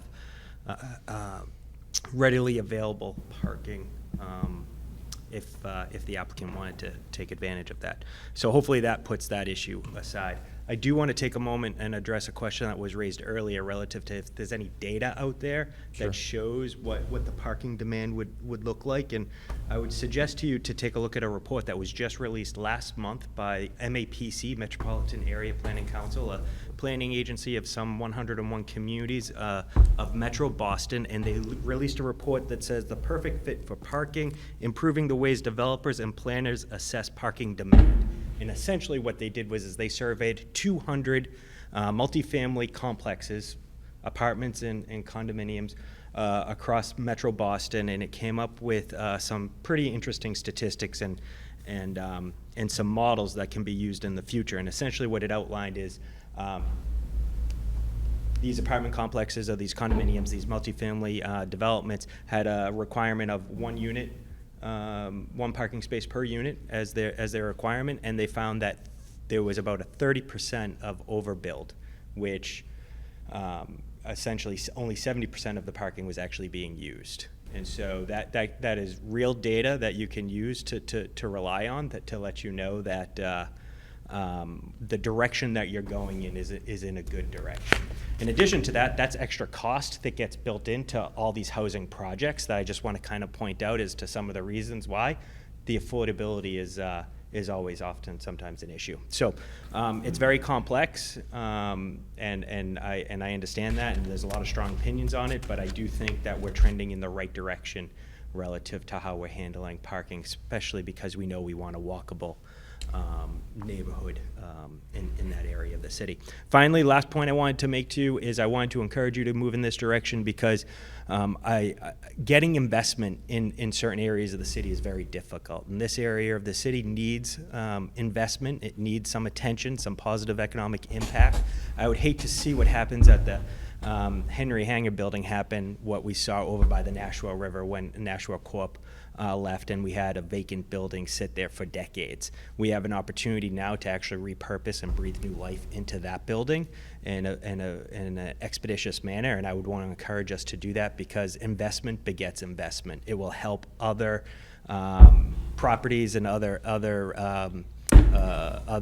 neighbors of that development hopefully continue to improve. So those were the comments I wanted to make tonight. Thank you very much. Mr. Varley? Yeah. I just had a quick question, and recognizing that it is somewhat beyond the scope of this particular project, and it's sort of late in the process, and I understand that, that we're sort of maybe beyond this stage, but I'm wondering if you could just address very briefly or respond to Mr. Keating in terms of, how does the city evaluate the question of affordable housing in terms of the sort of the overall picture in terms of economic development? I think affordable housing is very important. I think it's paramount, one that we need to always maintain as a goal. I think we need to understand that we have programs available, and developers take advantage of these programs. Just in this neighborhood alone, there's a project coming online, Marshall Street, which is 100% affordable. So you will see affordable housing introduced into this neighborhood. And so we need to be vigilant moving forward. I would also want to stress that we need to also make sure we have the affordability spread out through the entire city, so you don't have concentrated pockets of where some of this affordability is occurring. And so making sure that you have affordability dispersed in southern Nashua is just important as the inner core. Thank you. Appreciate that. All right, at this point, I'd ask, is there any other questions from the board for the applicant or staff? The applicant has a chance to come back. Oh, yeah. Speak to things Yeah, I'll that were bring them raised. back up, yeah, okay. Does the applicant want to come, there was several items raised by the public. Does the applicant want to come forward and talk? I mean, the specific items that I took note of, I think we talked about the left turn kind of thing off of Temple, but winter snow and walkways, construction impacts on the roads, The buses, will the the buses? bus, and I don't know if that needs to be pushed to the next. I was just I think gonna it'd be sugge- okay suggest if that. you'd explain it now. I don't think that, since we're in the middle of it. You folks haven't, Yeah. last time you didn't hear the Temple Street, so. Right. As part of the presentation, Michael's going to talk about the transit stop and the pedestrian access and all that, how it works. Yep. He's also prepared an aerial that maybe as part of his presentation, he can talk about the Okay. connectivity. As far as, so that'll be the bus routes. Michael will talk about the pedestrians. The construction, there is going to be minimal site work there. So I really don't see disruption. It's not, we're not out in the street. There'll be some connections that we're trying to get done this summer before you pave. So the quicker we get approvals, quite frankly, the quicker we can coordinate some of those connections for water and sewer out there. As far as, I think that's what I heard. They were just observations as opposed to anything I guess I was going to respond to. Affordable housing is a bigger story. We could talk about that for the next 3 weeks. Yeah, I think Tim dealt with that. The traffic study we already talked about. I am going to get a copy of that metropolitan planning study, because that's interesting. There's 200 projects they analyzed. So all I can say is, I've been in this position, other places where we're asking for zoning relief. We're not asking for any zoning relief, so we're just trying to do what's by right. If there's things that have to change in the zoning, then I think that's up to you folks, the planning staff, whatever, to talk about some of the things that may be changed. So I don't really have anything to rebut. You don't have to. No, It was just an opportunity for I was kind of you. forcing it. I don't even know what I was rebutting. Yeah, Okay. it's the opportunity. All right, in accordance with our sort of plan for the meeting, at this point, if there is any other further questions or concern from the audience, I'd give the opportunity for you folks to get together and nominate one person to come forward. If you don't need to, then you obviously don't need to, so. Okay, all right, so hearing that, Mr. Weber? Before you bring it to this meeting, I want to put in that I had a video. It's a 1 minute, and it addresses some of the concerns that people have. As far as, I think we'd want to do that in a meeting. you can do it in the meeting. I didn't know if anybody wanted. I don't Okay. think the board's going to typically put things into the record on our own. Okay, that's fine. I didn't know if you wanted it before or after. I propose not to do that. Okay. Mr. okay. Chair? Yep. I just wanted to add one thing. Right. The East Hollis Street area plan that was referenced, Yep. that is an adopted plan by the planning board Right. back in 2004. It's a part of your master plan. And staff feels it's in conformance. It obviously speaks to the Henry Hangar building directly in that plan. Okay. And I also wanted to thank, I noticed the architect gave the planning department some kudos for the TOD ordinance. Mr. Falk and myself wrote that in our department a few years ago, so I wanted to thank him for those kudos. Yeah, okay. Thank you. Great. Other questions? I need a Mr. couple quick Dukre? clarifications on the site plan. Yeah, sure, go ahead. Um, You need the civil probably or? Mr., yeah, Malakowski, yeah. So you talked about the outstanding comments from Mr. Mendola, and I Yes, think sir. they were all related to easements, and those easements were tied to somewhere along the way in the process. Yeah, in Joe's letter, they were tied to a certificate of occupancy. So the easements that Joe has mentioned were some of the existing sidewalks fall on private property. And as part of what we're doing is we're replacing the sidewalks on East Hollis Street. We're also bumping them out around existing impediments that are within the right-of-way so that to give full access around them. So as part of that, there will be an easement drafted, approved by the city, allowing use of those sidewalks. Okay, I understand that. Yep. I want to draw your attention to the intersection of East Hollis Street and Temple, and there's that big triangle. Steve, I'm wondering is it okay if we address those items in the next application, only because we're beyond the public, the section No, I of was the asking for public? clarification. Just a clarification? Yeah, Okay, clarification. all right. Yeah. So that big triangle, according to the survey, is private property. So would that be? We would need to given the clean, city? yeah, Clean this, that up, right? we would need, that would need to be cleaned up as part of that, and, trying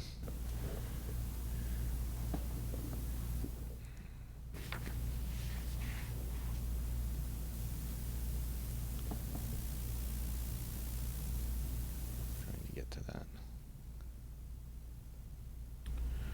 And it's important that that's cleaned up because. There's a portion, I'm not sure if you can see that, but you can see where it says East Hollis. That point of the property line is out in the middle of the travel way.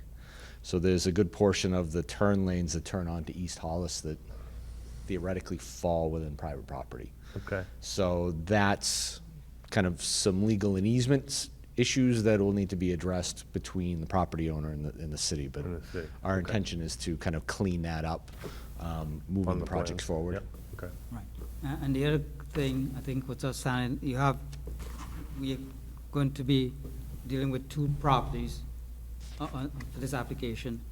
And so parking on the Corvette route here is part of the approval. That's correct, and one of the conditions of approval that the planning staff has indicated is, once we receive approval for this, and prior to issuance of building permits, that a site plan for the remainder of the Corval Ruthier piece be submitted and filed with the planning department, showing that there's an existing building and that we have adequate parking and circulation for that building to remain. Okay. So, and further on that, your response was to a question that the 300-foot requirement for off-street parking is not, in your opinion, is not applicable. The staff agreed with that, because if not, then a waiver will be necessary. No, because this is in the mixed-use district, they don't need to seek a waiver for relief for that. Okay, so no waiver. No waiver is Okay. required. Good. Okay. All right.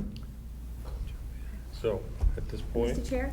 Yep. Before you go into your public meeting, I just want to remind the board that you did receive in your packet a amended staff report for this. And so stipulation number 3 has changed the date of Mr. Mendola's email. And also, there are 2 additional stipulations adding information about amending the site plan for the old Corvo Ruthier lot and also about the fence. Right. So you'd want to use that if you're going to approve this plan. Thank you. Okay. All right. So, at this point, I'd like to close the hearing, move on to the public meeting. So, all right, so we've got in front of us the 110 East Hollis development here. The applicant, in my opinion, has come back and addressed several of the things we've talked about in the past. It seems like at this point, the only, in my opinion, anyway, the only real sticking point, if you will, is traffic. My personal opinion on this area is it has traffic issues. I mean, I think we're all kind of aware of that.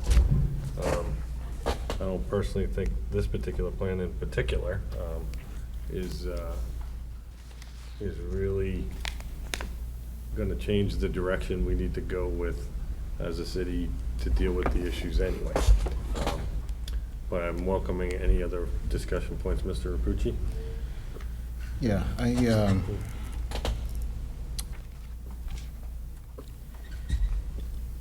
a huge fan of these projects. I think they're hugely important to the city, and I think I made that clear in the last meeting when I suggested we table this. And I hope I made it clear also in the last meeting that I think we have a big problem in that area. And it's our problem. It's not the applicant's problem. They're attempting to address things that we raise.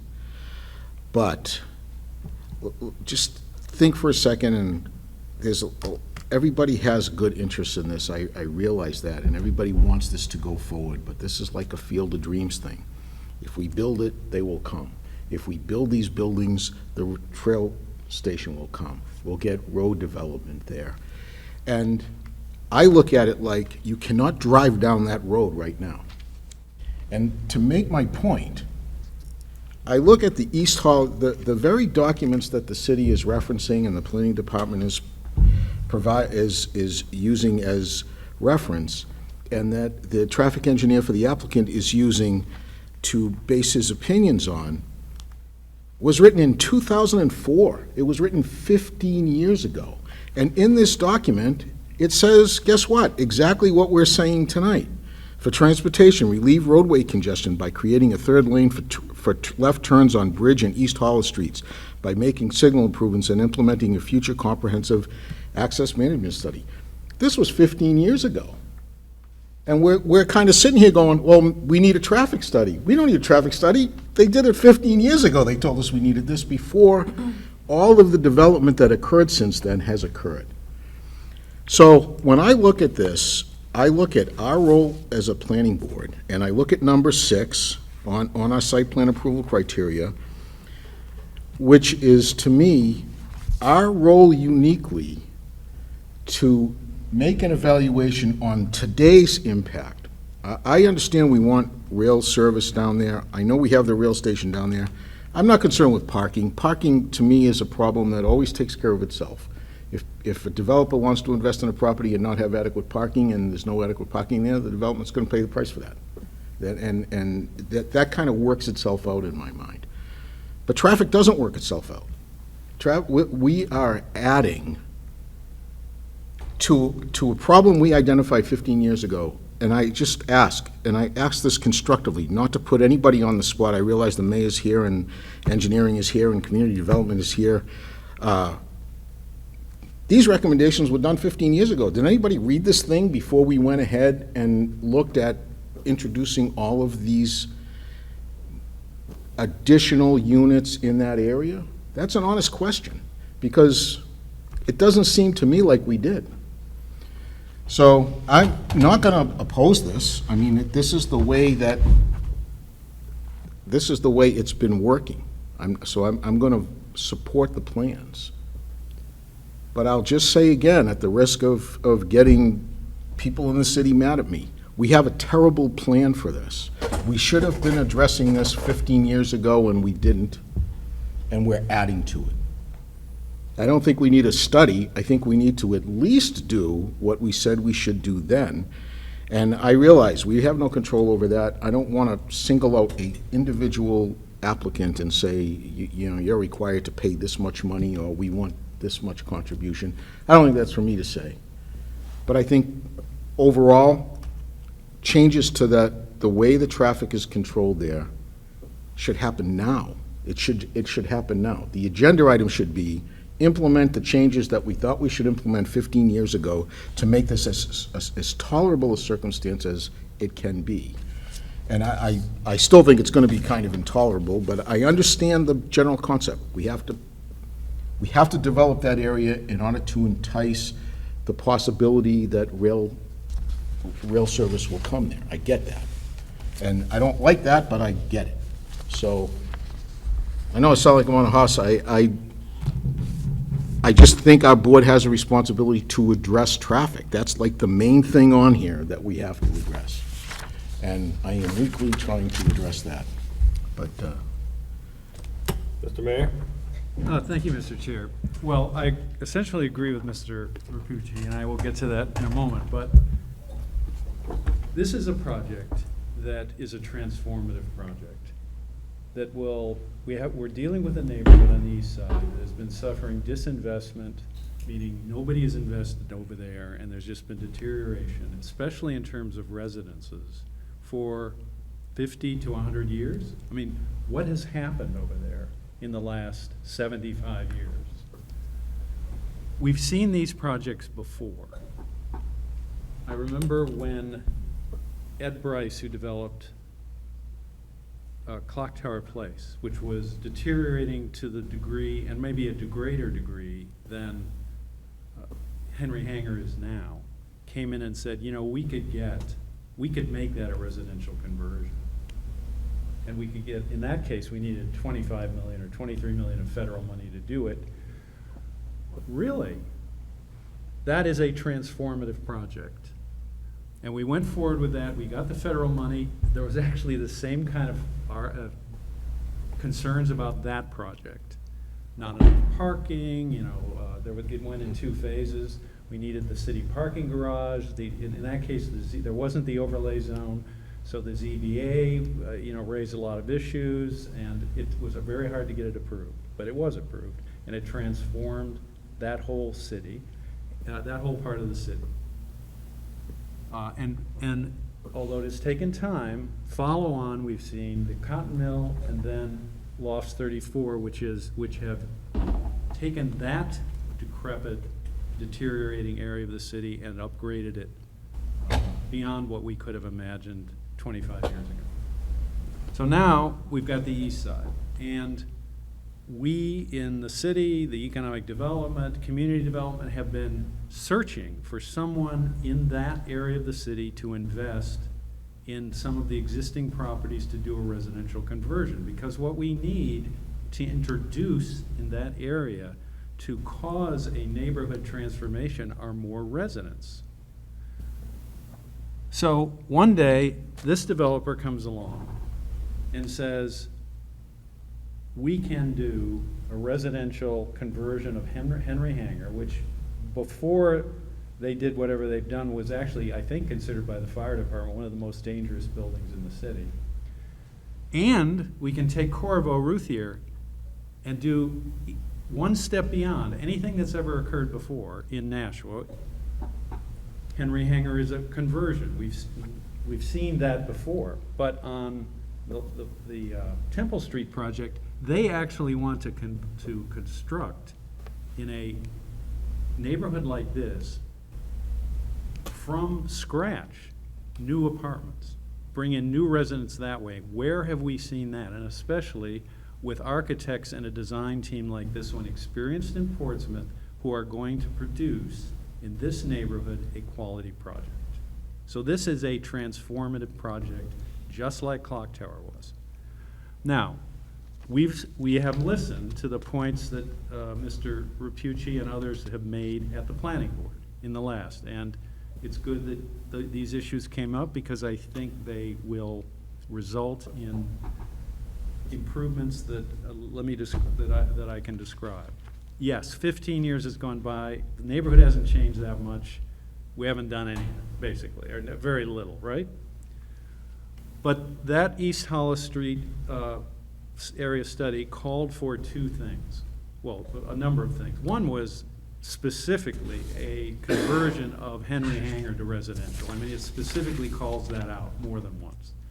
Number two, it calls for the creation in the east side of a tax increment financing district, which is a device that is used to collect the additional revenue generated by new development and require that that money be reinvested in the district. We have formed one around the river, which is now going to pay for the riverfront master plan. And that's what Ms. Marchand's memo addresses.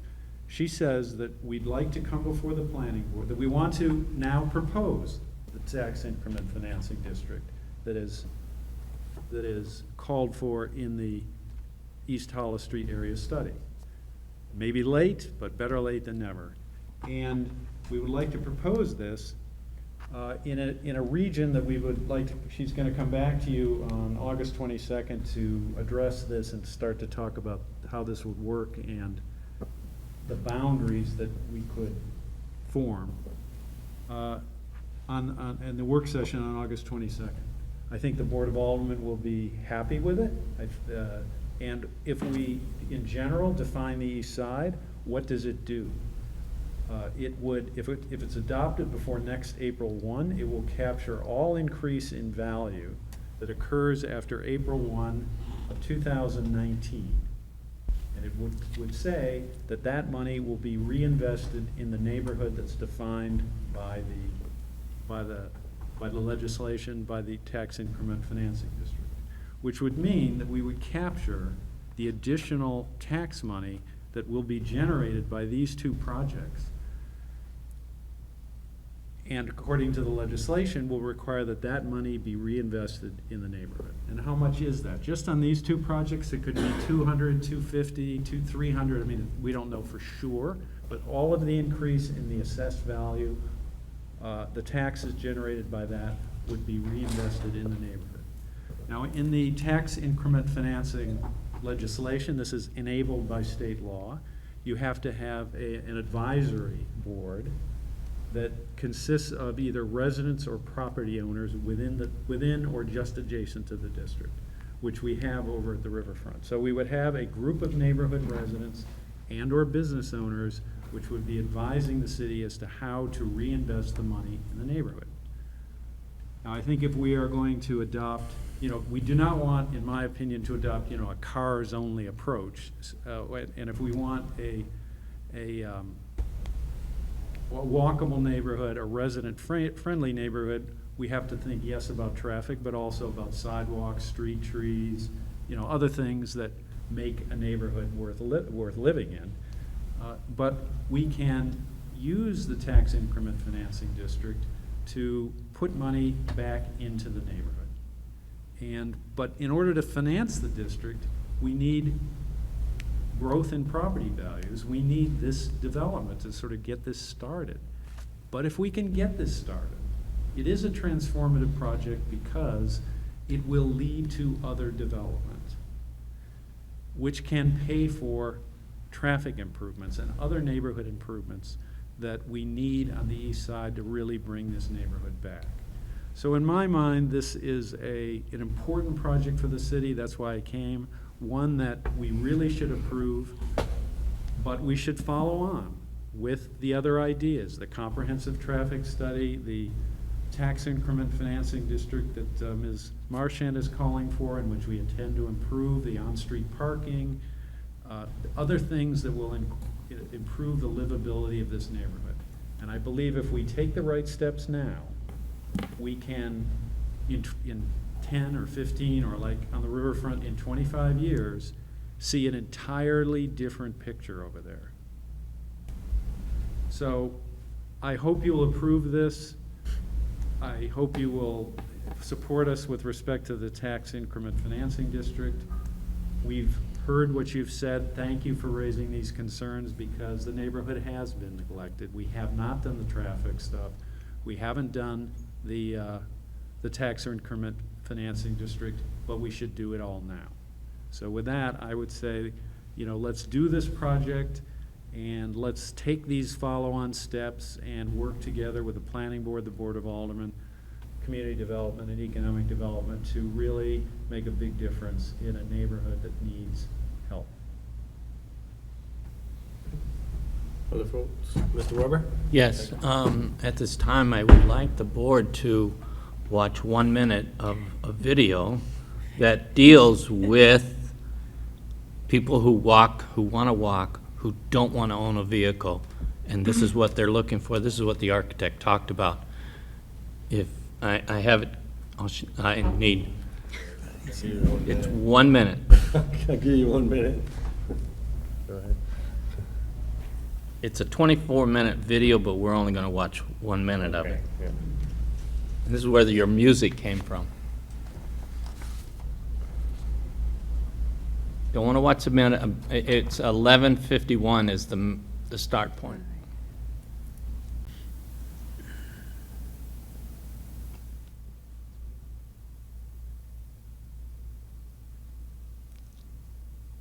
It's about halfway in. Oh, gotta keep going.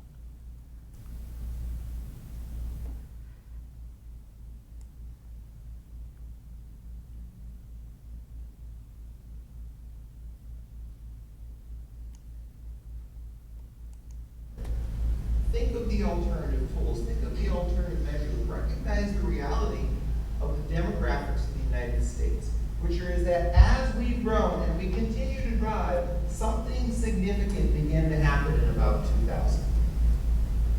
This thing invaded the lives of our children. I'm actually a little bit older than I look. And this really has changed socializing. The rates of getting driver's licenses have plummeted. The baby boomers, echo boomers, as they're called now, are returning to cities. You can pick up a ride right here. I arrive in a zip car. I don't need to worry about my car. I don't need to worry about the traditional things that we always need to worry about. And that people are driving less on a per capita basis is a continued and sustained trend, and yet we build these things. Okay. It's a nice little story. Good. That's it. What it talks about is today's millenniums are no longer looking for a car. They're looking for a place to come and live and don't park. They don't have to buy a car. They don't have to own a car. They don't have to pay insurance. Yet they're looking for inner cities that will give them a place to live, has great transit system, and they can go to work, they can live, they can be entertained right in the city, and they don't want to buy a car.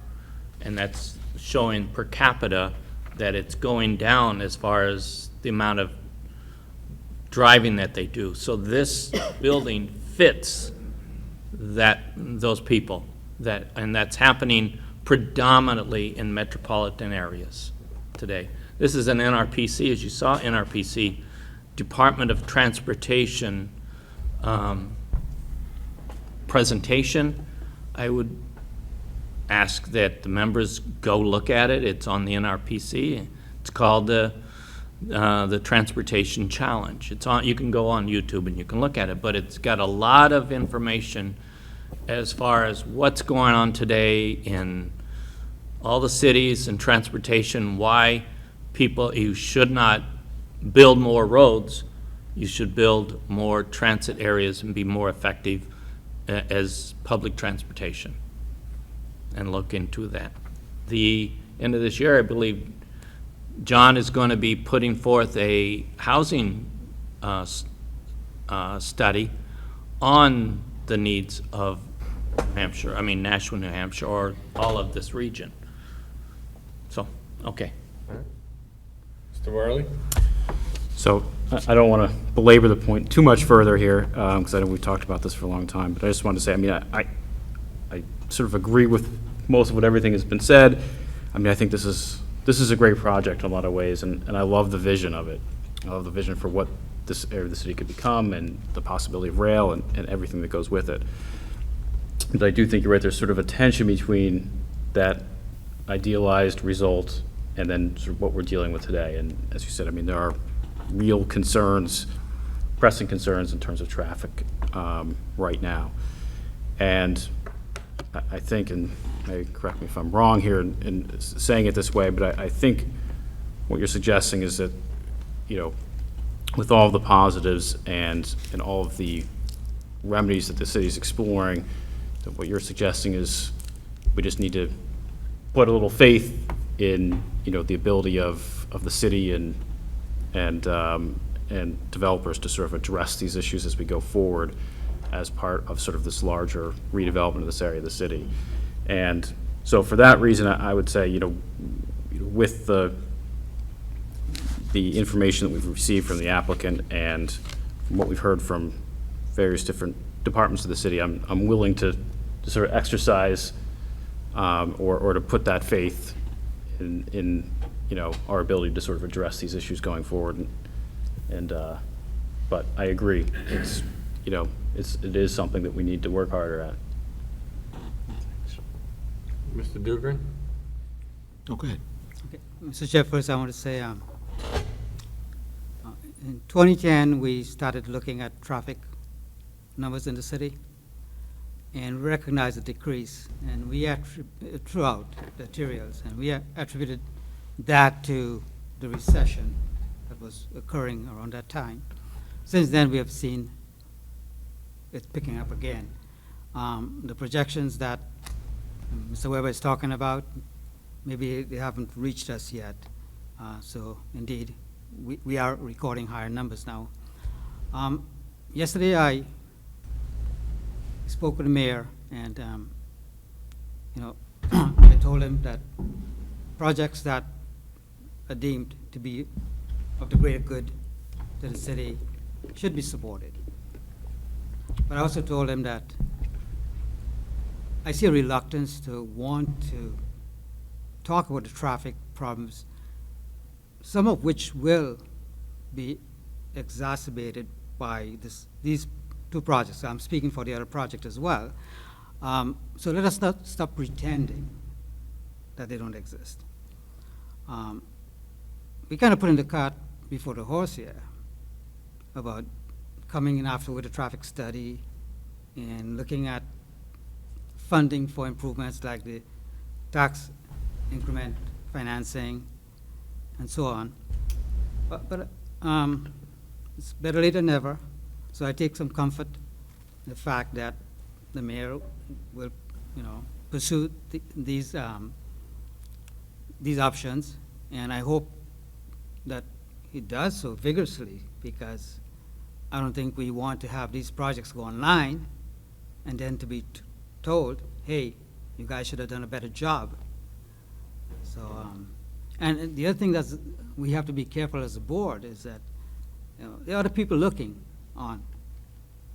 You know, we have approved projects in the past, and we have made them do full traffic impact studies and perform mitigation measures, even if they haven't hit that traffic worksheet threshold numbers. We have done that.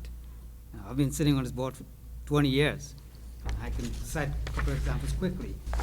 So people are looking on, and we have to be careful going into the future as to how we deal with these things. Thank you. Mr. Mayor? Can I briefly try to add another point? You know, the way you get these things done is you introduce residents into this neighborhood. I mean, right now we have one neighborhood advocate that shows up, Mr. Schaefer. Now, he's kind of lonely. He comes to a lot of things. You know, he's the only guy from the east side who comes and says anything. If you introduce residents, and that's one reason that the neighborhood has been ignored. There's so many demands for money. It's very easy to ignore a neighborhood from which you don't hear anything, right? So I'm just looking back in the 15 or 20 years that this has been discussed.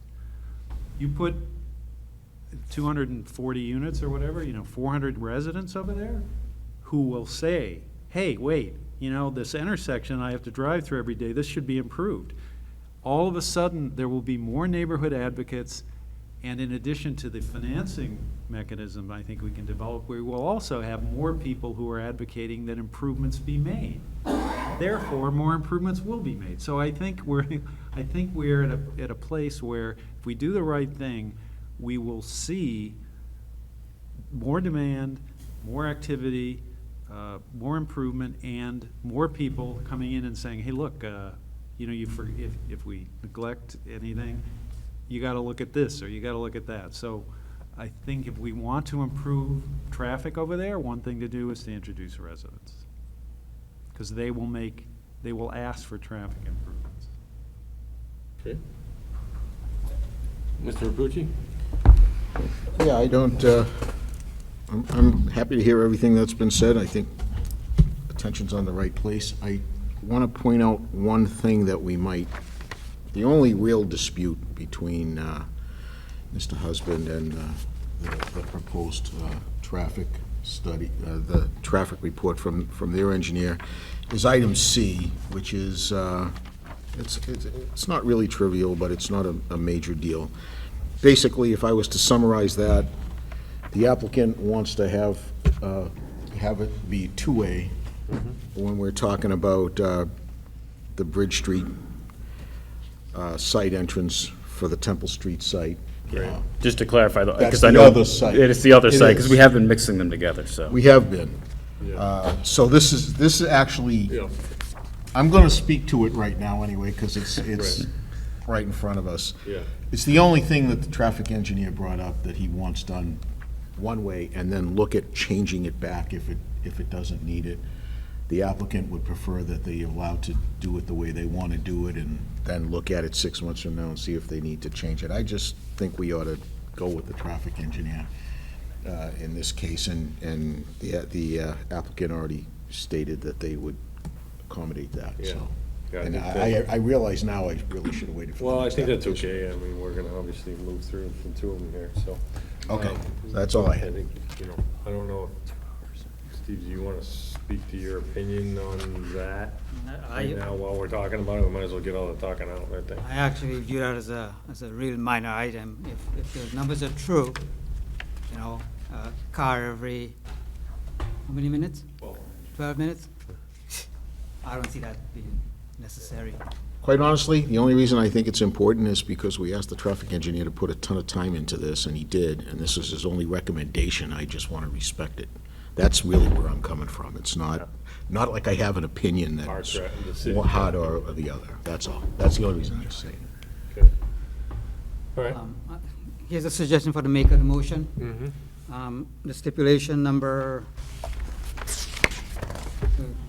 6. Referring to the email from Mr. Husband. If you read the email, it talks about a cumulative impact study. I don't agree that the study is a cumulative impact, but we have to ask for the contribution. So I think if you just want to clarify that stipulation, just the contribution.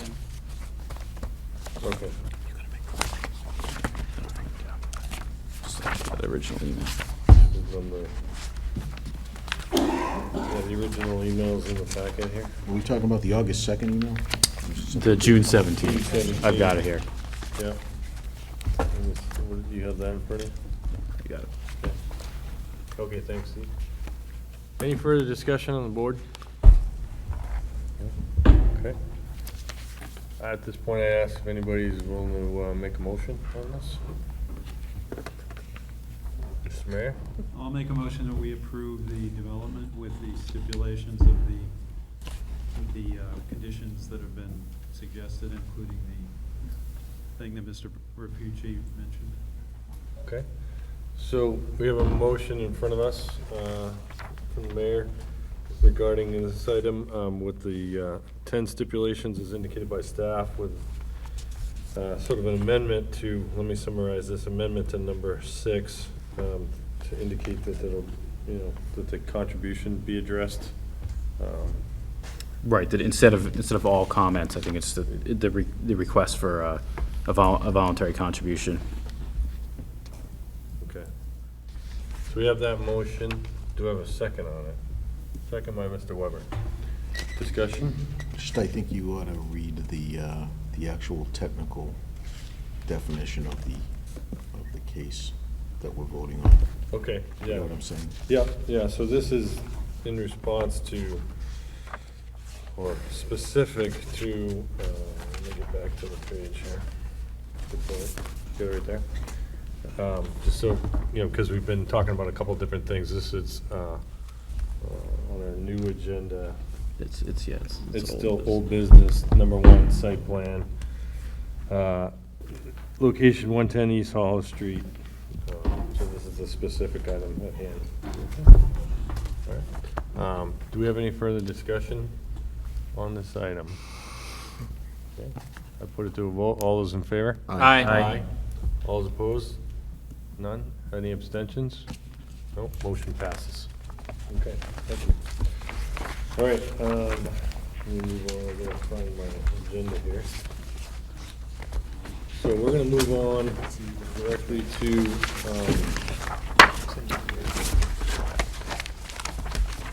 so let me go through first, new business conditional special use permits, there are none on the agenda. New business subdivision plans, there are none. New business site plans, case number 3, ZJBB Properties LLC owner application and acceptance of proposed 2 84-unit apartment buildings with associated site improvements. Property is located at 159 through 161 Temple Street. I'd like to see if we have a motion as to whether this application is ready for us to take, or did we table this last time? We did not. We We did didn't, not. right? We never We didn't. took Okay. jurisdiction. I don't think we so opened it. We did Okay, not. so I'd take a motion on whether we're ready to take jurisdiction. I'll make that motion. So moved by Mr. Rapucci. I'll second that. By Mr. Varley. Any discussion? All those in favor? Aye. All those opposed? None? That motion passes. Okay. So I'd ask, go ahead and present this particular application. I think it's completely appropriate to add on to the last discussion and not have to repeat some of the earlier testimony. We'll ask questions if we need to. So. Okay, thank you. My name is Michael Malinowski. I'm with Allen & Major Associates, 400 Harvey Road, Manchester. We are here before you to present a new site plan approval for the location at 159, 161 Temple Street. The project, approximately 4.8 acres. It's part of the old Corvo Ruthier kind of lay down and lumber yard located on Temple Street. So what we are proposing to do on this property is construct 168 residential units consisting of 2 buildings. So we have one building that's kind of parallel with Temple Street. It's sited such that it's close to the road. It kind of gives more of a pedestrian feel. It is connected in a L-shaped where there's additional units in the back building. The buildings are actually connected to each other, which Rob will explain later and kind of show a mock-up. But the area that's kind of in this center area is open to pedestrians and vehicles. We've actually proposed to put the ADA spaces under there, so they're nice and covered. There is access to under building parking as part of that, and the sort of core amenities and leasing office and sort of resident entrance will be kind of deemed under that enclosed space.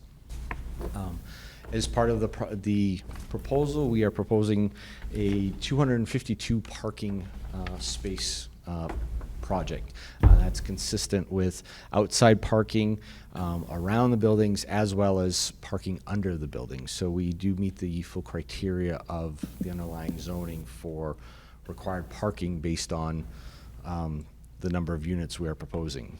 The other thing that we're proposing to do is in this area you can see we've got a bus turnoff. So we've allocated space for buses to come in and actually stop and provide a bus stop that's outside of the normal travel way on Temple Street and provide access and for residents in that area. As you can see, we have provided numerous landscaping enhancements on that property. Currently, the property is almost 99% paved right now. So as part of what we are doing, we have a reduction of over 18,000 square feet of pavement for that project that we're introducing green space on.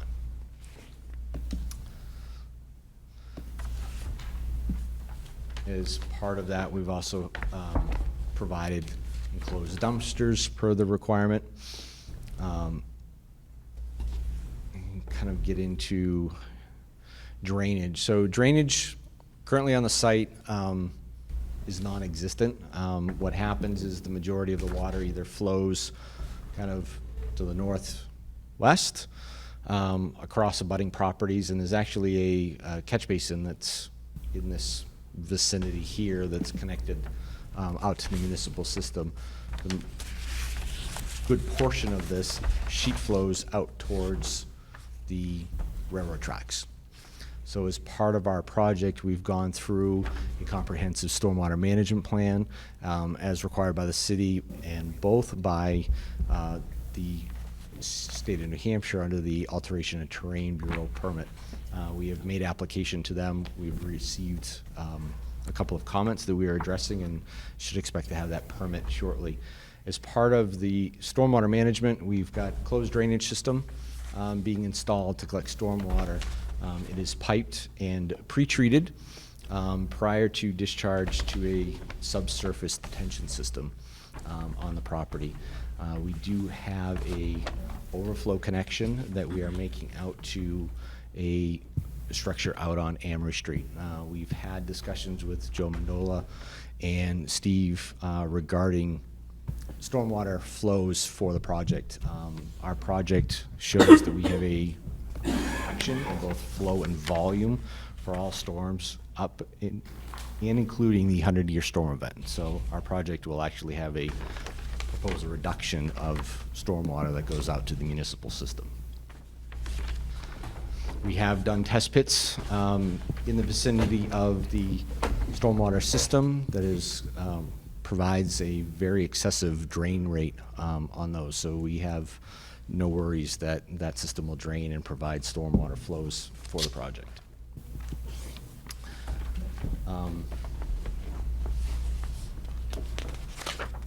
Utilities, we are proposing utility connections out into Temple Street. We have new sewer and new water. We've had discussions with the fire department relative to their request for fire hydrants throughout the property. So we have one located in the back and one located over here. We've also provided sprinkler connections into the building per the fire department's request. Those will get further designed through the building permit process when we get to that point. Sanitary sewers collected on the site and discharged out to Temple Street. As most of you may be aware, Temple Street was recently paved. We did seek approval from the Board of Public Works to do our connections into the street. As part of that, they have mandated that we provide special treatments for the repair of Temple Street, which is an extra wide trench and a mill and overlay for that entire area, curb to curb at the locations of our utility trenches. We do provide a comprehensive stormwater management plan as well as erosion control, so there, the site will be fully protected once construction begins, and there will be little to no discharge of any silts or dirty materials during construction.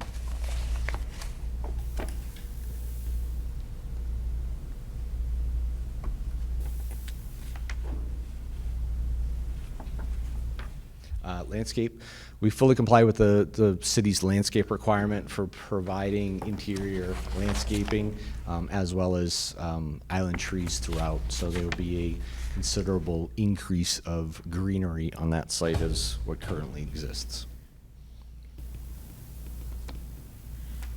And I will, if anybody has any questions, we can answer questions. If not, I can turn it over to Rob to kind of explain the architecture. While you're still up there, just prior, can you just review quickly the bus stop? Yeah.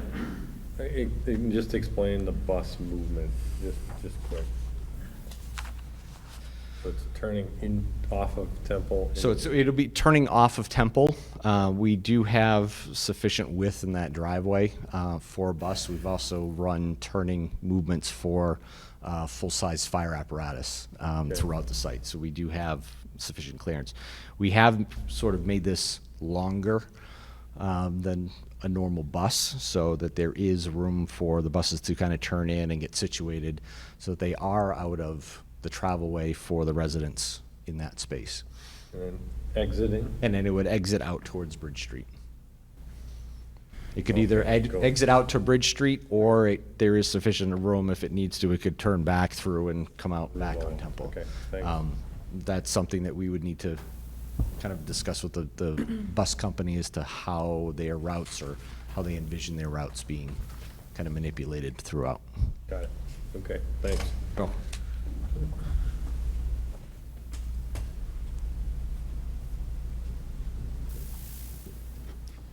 Rob Harbison, Market Square Architects, 104 Congress Street, Portsmouth. So when we first started looking at the zoning for this particular property, which is essentially a largely vacant lot now, one of the items that's described in the master plan and in the overlay zoning for this area is to try to design buildings that fit within the neighborhood and context. And it specifically talks about context. And I don't know how familiar you are with this particular property, but go stand in the middle of it and look at all sides and try to figure out what the context is. So that was an interesting puzzle, especially when you're looking at being one of the first developments in this overlay district where you're looking at a larger density project. What we did look at is the rest of Nashua. And so we tried to look at buildings of a certain scale that were not necessarily in the primary downtown, but in the peripheral, but still had scale. And so what we tried to look at were buildings that had a mill character and that had a certain modulation in terms of a row house kind of feel. And that's where we started with the concept for this project. We wanted it to feel like at one point maybe it was a mill building that had been renovated and infilled and converted. And so, and then as you get further down in the street and approach some of the residential neighborhoods, on Temple Street itself, we wanted it to very much feel like either a series of apartment buildings or row houses. And so on that street, we've actually set the building back to the maximum depth that we can relative to both setback and to making parking and other things work on the site, so that we can get walkout from those first floor units on that side. So what you're seeing here with canopies are actually entries into individual residential units at each one of those bays that march along the street. And a lot of that we tried to get to what it talked about in the zoning of improving those pedestrian connections. So where there's no real discernible sidewalk now, not only do you have a real sidewalk, but you have landscaping beds, front steps, and a series of what sort of feels like row house apartments on that streetscape. At this corner, this primary corner, that's basically the public entry space. So that would be your mail room, your common lobby, your leasing office, those primary elements. In this building, different to Henry Hanger, we actually there's this connector piece that connects the two buildings. I'm sure if you're all from New England, you've seen the metal connecting bridges between mill buildings, and that's what we were trying to evoke with that. But there's a deck on that upper level, and so we've actually put the common amenity spaces up on that level open to the deck, which we think creates some activity. And then this primary street, this actually becomes a street through the building that really reconnects those two streets, Temple and the other street at the other end. That gives the city more connection in that direction as well, and more choices for both pedestrians and vehicles. So you're looking right here. This is the building along Temple Street. So this is just a 3D model. It's we're not going to have pink brick. The rendering was a little more true for materials, but this is just a graphic model to kind of give you an understanding of the three-dimensional form of the building relative to the parking. So this is the corner on Temple that we just saw in the rendering, that connector piece, and then the back building. And so we've kept that regular rhythm and modulation along the street face on that interior street as well. We have a similar mix of units, ones, twos, and some studios. I know we've talked about affordability, and I actually talked to Sarah Reitzman from the Housing Coalition about this project. She's the one who mentioned that project in Saco that I mentioned earlier. You know, incentives and options to improve and include workforce housing are always great, and affordable housing. But one of the best ways to achieve that is get density online as quickly as possible in a world where there's no vacancy rate in the industrialized world in downtown projects. And also to get apartment units of different sizes. And that's part of the reason why we included studio apartments. You know, you give somebody a studio apartment and they don't need to have a car payment and they can walk downtown to work and public amenities. That's a great way to achieve affordability. And so this is really you know, what we would see as a traditional mix of units in a workforce housing project, a balance between ones and twos with some studios sprinkled in, which we think makes sense based on the walkability. These are those, this is the first floor, so some common space. This is the parking under on the interior street. On the street frontage on Temple, that's where we have the setback with the landscape beds and the individual entries to units on that side. And then as you go up the building, this is more or less the layout that you see as you go up through the floors. So a mix of ones, twos, you have your center core stair towers at either end. And then it's on the next floor up that you get that walkout deck space with the amenity, but looks like that sheet doesn't want to be cooperative. I think that gives you a broad brush overview of the architecture. I'm certainly happy to answer any questions or discuss anything further. Questions for the architect? Mr. Weber? Sorry, it may not be for the architect, but the Bridge Street.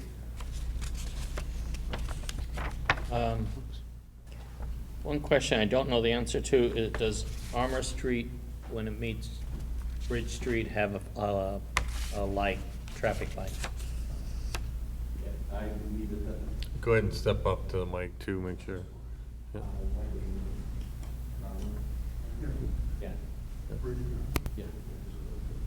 That is a lighted intersection. Okay. Are you currently planning on having a left turn out of your parking lot onto Bridge Street? Well, that was the discussion, and that had come up, Mr. Rapucci had mentioned, and that was one of the comments that came from Mr. Husband about restricting movements onto Bridge Street at that location. And we've spoken to the applicant, and they are willing to kind of sign that to restrict that movement. Okay, couldn't you put signage there? What was that? Would you put signage there? Yes. Okay, that would be important because that gets very heavy as the traffic talked about. It's a very, very busy, and you can go to, a person can go to Armour Street and make the left turn there without impacting the, doing any impact, you know, not much. It will still impact, but it would be alleviated, and I would say right out is the only thing out on the, from the parking lot. The second one is right next to, just north of your bus turnout.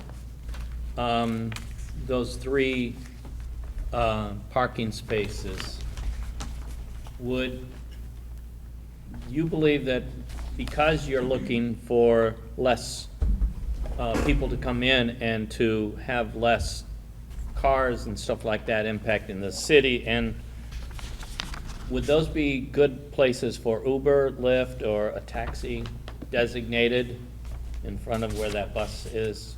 Those three parking spaces.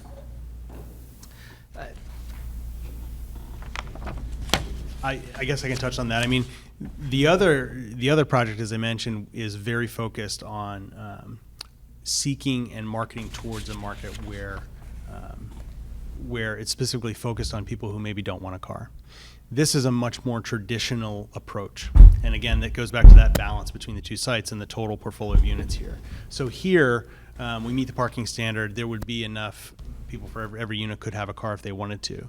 Again, I think as we see that market change, the marketplace change, empty parking spaces are not usable to a developer. So I think that I would see that changing over time potentially, where if residents are not using units, do you have a bank of smart cars? Do you have Uber spots. I think here, what you do have is at that front entry and the covered connector, you have adequate space for pickup and drop off.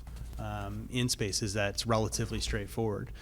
Same thing for, adjacent to the leasing office. There's probably going to be a couple spaces there that are used by leasing. So there certainly are enough spaces on the site that some could be dedicated to those uses as the project evolves and functions in real world once it's full. Now, when you're talking about smart cars, electric AI cars in the future, or is that something that you're going to look at, and at times you would be installing something?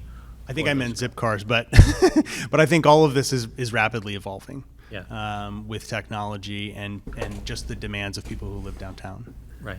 Thank you. So I have a question regarding the traffic flow that could be created between Bridge and Temple through your parking lot. And have you thought about that? And is there a need for parking tables or speed tables? I mean, I can see in an instance if Bridge Street backs up, your connector between Bridge and Temple now becomes like a cut through. And folks could start ripping through there. Do you think there's a need to discourage people that don't live in that development from using that as a throughway? Give them any ideas. If I'm thinking of it, there's gonna be 100,000 other people that think of it, right? Yeah, and that's always something that we kind of, especially based on the layout of the buildings, we basically made a raceway in the back of the building for all intents and purposes. It's always tough when you start looking at how do I kind of slow traffic? Do I put a speed table in? Yeah, we can put a speed table in. The guy plowing is going to have my butt because I put something in there that he's not going to be able to plow. It's kind of one of those things. There's stuff that we could do now. There's stuff that we could look at in the future. They're more than likely going to have an on-site maintenance person that's going to be able to kind of see what's going on. If it comes to a point where you start to see people trying to zip through because they can't get through, then yes, we can start to look at it. We don't necessarily have a provision for it now, because we do have, as part of that, we've got restrictions on turns. So you're not going to get somebody that's going to be on Temple Street and go, hey, I want to go take a left-hand turn out of the Bridge Street, because they're not necessarily going to be able to. Right. Yeah, I get and that. I don't think there's going to be sort of any benefit to cut through this property to get out to Bridge Street. You're better off going to Temple, to Armory, to a light where you can make a safe turn movement using the light at that corner versus somebody trying to sneak through the property.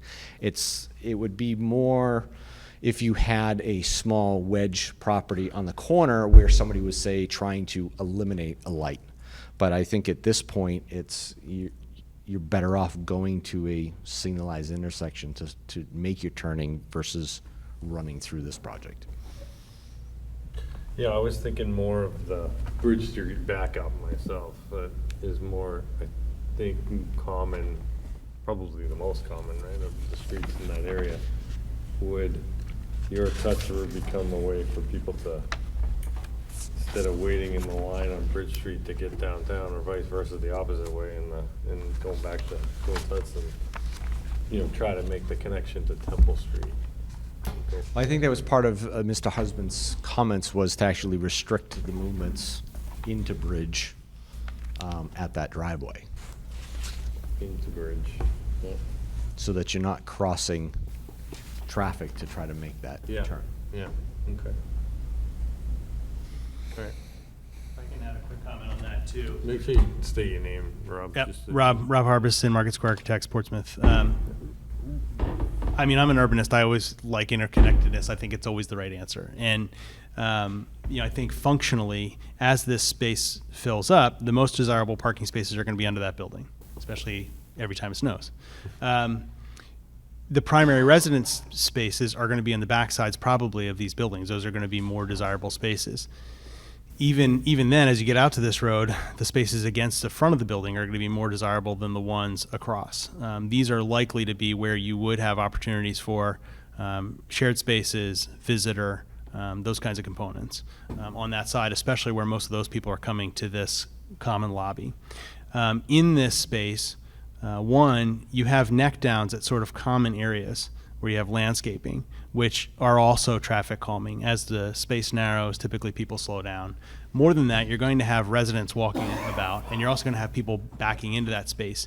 Even on downtown streets where you have parallel or diagonal spaces, you can't fly through. You gotta be aware of cars backing up and people walking across. And so I think here, where you do have those landscape areas coming forward, I think those are essentially traffic calming to a degree already. Other questions from the board? Yeah, Mr. Dukert? Can you just review the parking numbers required and provided and?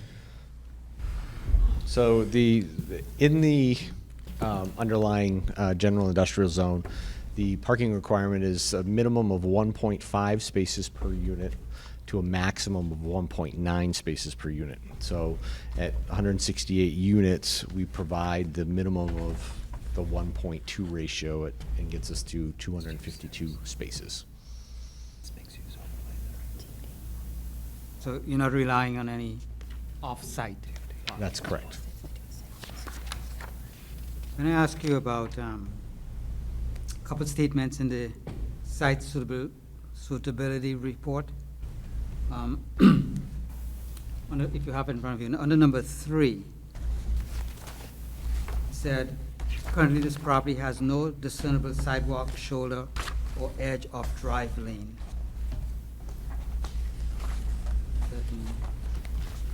Well, right now, if you are familiar with Temple Street, it's tough to discern where the sidewalk and the pavement is because of the reveal of the curbing out there. The curbing is, in most areas, maybe 3 inches. So it's tough to kind of see where that transition is. As part of that project, we're actually proposing to sort of reset the curb, the full length, so that you get a full 6-inch reveal, nice wide concrete sidewalks. There'll also be significant plantings right along the edge too, which will give a nice feel and pedestrian friendliness to that area. So you're referring to Temple Street? Yes. Because Temple Street does have shoulder on the drive lane. Yeah. Okay, so I'm just saying that I think it's not accurate, the statement. I typed that. It's probably, it may not entirely be fair. I'm not an expert in, in certain drive areas. I know when I walked there was a lot of gravel and silt. It was very hard for me to understand exactly what the pedestrian path was. And so that's what I was trying to convey when I wrote that statement. So my phrasing may not be the best, but I guess the point that I was trying to make was that whatever the condition of the shoulder sidewalk, drive lane, it will be improved by a discernible sidewalk as part of this project. Okay, so I admit to not being accurate. All right, another statement made under number 7, streetscaping will be created along Temple Street. Would that just be the sidewalk? No, so that's what I was describing here, where we're actually setting back the building within the setback that's allowed, but to the maximum level that we can, to create some walkway and landscaping and planting beds along that side to create a walkable pedestrian feel. Oh, so, okay, just in front of your building. I get it, okay. Thank you. Are we gonna discuss traffic related to this particular site? If you have some questions, we can pull the traffic engineer up, sure. Okay. Unlike the last site, this one is more worrisome for me. Obviously, you're providing the full parking requirements, which means you're going to draw in all those cars. And the TIR worksheet calculates that the new trips generated are 73, and the threshold is 75.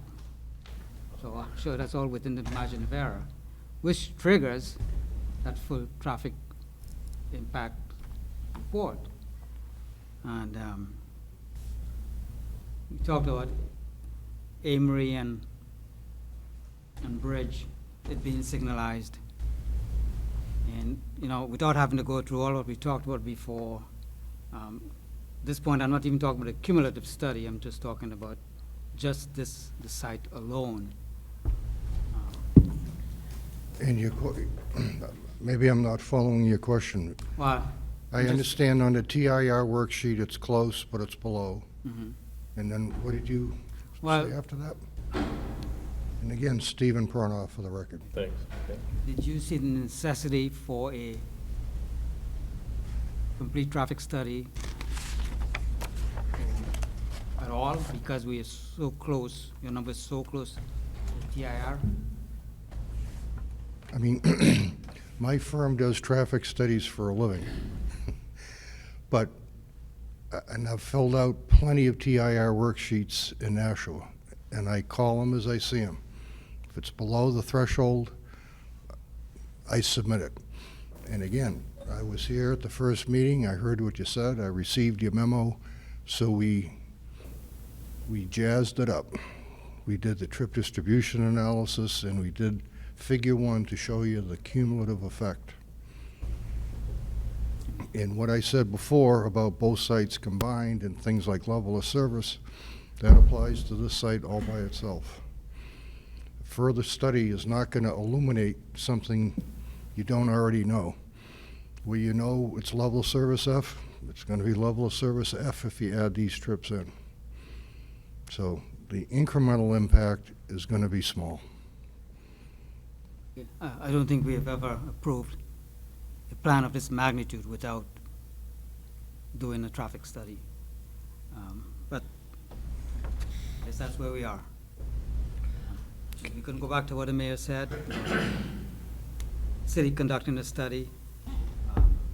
Timeline is important.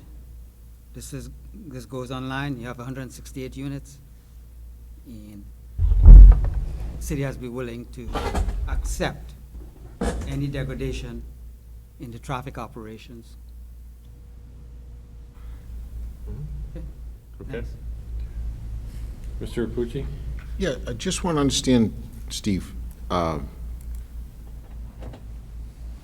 mean, I don't think we need a traffic study to know it's brutal. And it's until things get addressed, it's going to be that way. So what would be the purpose? I just don't want to dismiss the idea without understanding what your motive for it is. What would be the purpose of it? Would it be to ask for more of a contribution, or would it be to determine whether or not the project should go forward? No, I wanted to hear why we have the TRR for a reason. And we use it over and over again. Mr. Pinot had been part of those previous studies.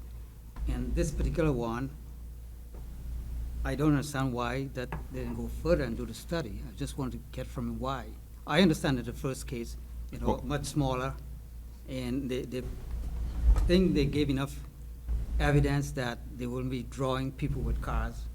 But this one, the fact that they're providing all the parking, it's going to be very nice. There's no doubt about it. It'll be very attractive. It's going to draw a lot of new trips. And we have to be ready to deal with these new trips. And I just wanted to find out his thinking behind why he didn't go any further. Okay, thank you. Okay. I just want to say one thing. Your TIR sets the threshold at 75 during the peak hour of the adjacent street system, which we're below, and 100 trips per hour during the development peak hour, which we're below. So these are your guidelines, and we're below them. I'm saying So- 73 is just a 75. That's what I'm saying. That's just exactly the threshold. Okay. Other questions for the applicant? No? Okay. At this point, I'd ask, does anybody in the audience wishing to speak opposition or concern, go ahead and come forward and state your name. Be good if there's related to this application, you know? Yeah. Thanks. Peter Schaefer, 15 East Street. I live in that neighborhood. Yeah. I just have a few comments. I'm in favor, in general, of the redevelopment of this area. In terms of traffic study, first of all, the light on Bridge and Amory Street, the timing will have to be changed because the timing is very short on Amory Street when you go make a left. So you'll need to make that longer because there'll be more cars going there. The traffic circle on Temple Street on that corner isn't really a traffic circle. I mean, they drew a traffic circle on it, but in reality, it's so small that when cars approach, they can't follow the rules of traffic circles. In other words, the rule of a traffic circle is whichever car gets in there first has a right of way. The traffic circle is so small that all three cars from different directions get in there at the same time. So at the moment, there's probably going to have to be a little bit change of that traffic circle, maybe a little bit larger or something. And the city, I think, ought to discuss with the developer, what kind of space would be needed there to sort of make that. We did our best with that, Mr. Schaefer. We Excuse we recently did that, and we did our best. That was recently done. Okay, well, if you look at the traffic circle now, if you have the picture up.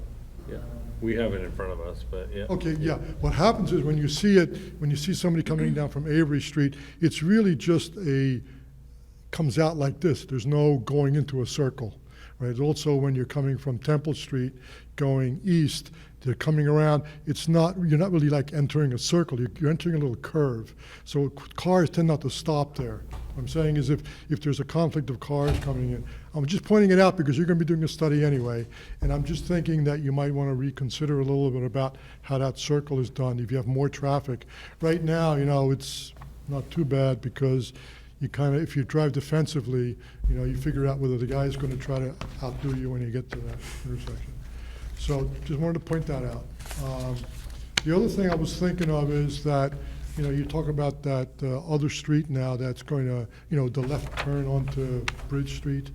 One of the things you might consider, I don't know if it's appropriate here, is that, restricting a left turn during, during heavy traffic hours. In the morning and the evening. I don't know if people follow those rules. Some people might just say, well, I don't give a shit what the sign says, I'm just going to make a left. But the thing is, if they did not make a left turn there, in the morning between 6 and 8 or something, and in the evening, it would work. The reason I say it would work is that down on the Alphabet Streets where I live, we have left turns from there, and they seem to work during the day when it's not heavy traffic. The only other comment I have in general is that, and this may be resolved by other developments down in that area, is that, one of the nice things about getting up in the morning, you go outside, you go down, 2 or 3 buildings, you can get a cup of coffee at a restaurant in the morning or something, where you can't do that. Everything's apartments around here now. Everything we're building is apartments, and you have no place to go. It's a half a mile down to Main Street. So hopefully, because this developer is not asking for doing anything but apartments here, which is not quite as conducive to the lifestyle one might want to live without a car. I keep talking about. So you might want to think about how the mix of that community is going to be developed. Thank you. Thank you. Anybody else wishing to speak in opposition or concern to the plan? Anybody wishing to speak in favor of the plan? Come on up, and just state your name and address for the record, please. Hello, my name is Christopher Eckler. I live at 22 Amory Street. I lived in the neighborhood for the last 30 years, and I own some of the properties in the neighborhood. And because of that, I support any improvement to the neighborhood, and I support this as I would anything that would help with any long-term stimulus to improvement in regional transit, which I think this will. And also, this project allowed me to purchase the 28-foot wide strip that's shown on the left of the diagram, which will provide a badly needed buffer between the rest of the neighborhood and this project, and also access to quite a few of the properties there that will then facilitate renovation and of a lot of the rest of the neighborhood. So it really helped in that too. Okay, Thank great, you. thanks. Mr. Eckler? Mr. Eckler? Mr. Eckler, quick question from the board here, thanks. I just wanted to ask you, I think you're the gentleman who had the concern about the right-of-way or the width of the exit to your building? Or is that another project that I'm confused with? That was another problem. I think it was the last site plan. Oh, it was the last site. And that was the letter we had saying it was okay? It's been resolved. Yeah. I'll go back to sleep, thank you. Okay, thanks, we're all set. Yeah, okay. I'd just like to thank Mr. Eckler for coming out. Thank you very much. Yeah, thank you. Okay. All right. I worked with the mayor renovating this area the first time he was mayor. So. Great. Okay, anybody else wishing to speak in favor? Tim? Yeah? Thank you, Mr. Chair, again, for the record, Tim Cummings, Director of Economic Development. For the reasons I stated earlier, I just want to be on the record for being in support of this project as well. I think it will be a tremendous benefit to the neighborhood, so thank you. Okay. Mr. Chair? Yep. The gentleman from NRPC wanted to let the board know he also had a memo he had to leave. The comments are very similar to the other memo from the previous hearing. I could read it again if you like, but it's the same information. It's a letter dated August 6th from Jay Minkara, Executive Director of NRPC. Right, yep, I think we have it, and I would agree that it's very similar wording. Okay. So I just wanted... The board need I further don't- clarification on that? No. Nope. Okay, great, thanks. Okay, any other questions for staff from the board at this time? Okay. Mr. Chair, I would just want to remind the board Sure. that there is an amended staff report changing the date for stipulation number 3. And also, I know in the last case, you changed the wording of Wayne Husband's email dated June 17th, and this one is stipulation number 5. Yeah. So I wasn't sure if you wanted to change that as well. Okay. Okay, thank you. Okay, at this point, I'll close the hearing and move to the meeting. So we have in front of us the second case here in the area, Temple and Bridge Streets. We've done a lot of discussion about both along the way, so generally in favor of the plan as is put together as well. But I welcome any other comments folks might have at this time. Well, It's beautiful. yeah, For it. yes, Okay. it is beautiful. Mr. Dufresne? So I'm going to just repeat a few comments. I mean, it's a great plan. I mean, those buildings are well designed. The traffic, I think, is going to be a problem. I don't think our timeline for getting improvements out there. And I hear when the mayor says, well, then put people that have experienced the problems, and then they'll be picketing City Hall, and they'll get their improvements. Unfortunately, it doesn't really work that way, what I've seen over the 20 years of being with the city. And we have to be ready for the other planners like this that will come along, and we'll have to tell them, you better do your traffic study. You're hitting those threshold numbers, and be prepared to spend money to do the improvements. There are going to be impacts. The Bridge Street, Emery Street intersection, it has a geometry problem. You can't get a left and a right together. Right can't hug the curb. Right. So when they pull out, they have to go out into the next lane that's approaching on Bridge Street. You will see a real reduction in the level of service there. So money has to be spent to make that improvement, to make it work. That's the intersection that's going to be, according to the traffic engineer, that's the intersection that's going to see the most impact. That's that. Foot parking, maybe they have adequate parking, I don't know. You might remember, long ago, project came in here, they said, they did the same kind of calculations, 1.2 per unit, or per 2 units, I think so. And they don't need any extra parking. They talked about, if you want more parking, you can walk down to the High Street garage. Those of you here remember all of that. Wasn't too long after they came back with a plan for parking in an adjacent site. And that parking had to be amended because the zoning board was against it. The parking was going to go into wetland buffer. And in fact, I was approached and asked that can they do parking off the street?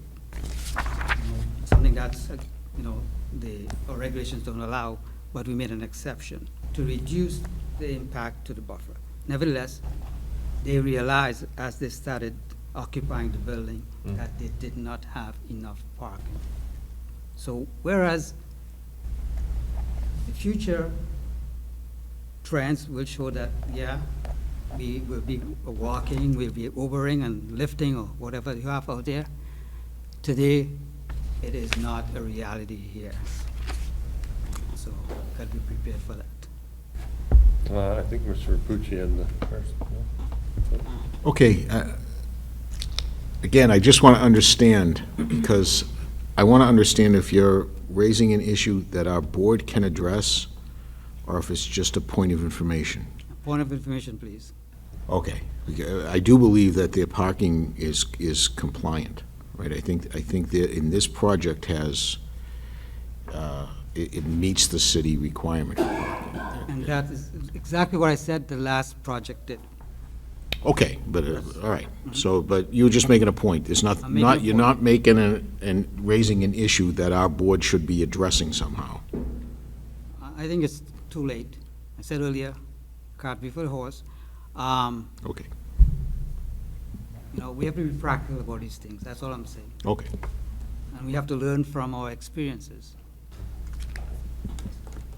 Mayor Johnson? Well, I believe Mr. Dukran is talking about the Lofts 34. Now, yes, they did come in for extra parking when they wanted to add 30-some units. But you go over there right now, and this Is that project Factory virtually Street? Is that the full, right? Factory Street project? You go over there now, you'll see many unused parking spaces. I mean, I go over there all the time, and their whole, so, I mean, I think they were planning for more, and they were thinking they might need it, but if you go over there right now, there are a lot of empty spaces, even though the project is virtually full.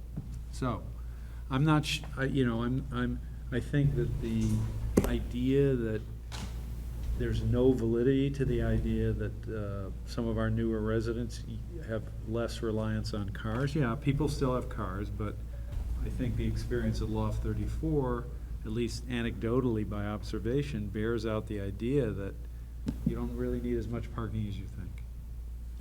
But again, just a point of information, not directly relevant, but it is. Plus, I thought that had inadequate parking. That project needed a waiver from us, right? Or a waiver on parking. This one I'm doesn't. not sure, yeah. Yeah, I mean, they did not get a waiver, I'm just saying I think they anticipated they might need more parking than they actually did in the end. I remember the case, yeah. Because I was reluctant to think they were going to pull it off, and then they did. They got the parking they needed at 5. Mr. Worley? Well, they thought that, Sorry. but in the end, I don't think they needed it. I just had a minor point of clarification. So we've talked about restricting the left turns in that Bridge Street. And I think the applicant ended up agreeing that they would do that. I just want to get a sense of the board, in the event that I'm maybe making the motion, do we want to add that as a stipulation? I think it's a good question is, because part of that conversation was that they'll revisit it in 6 months. Right. And if they need, and if the city agrees, then they can make it acceptable to In take and the out, left yeah. turn there. Yeah. And in and out. So I actually had that question in my mind. Can we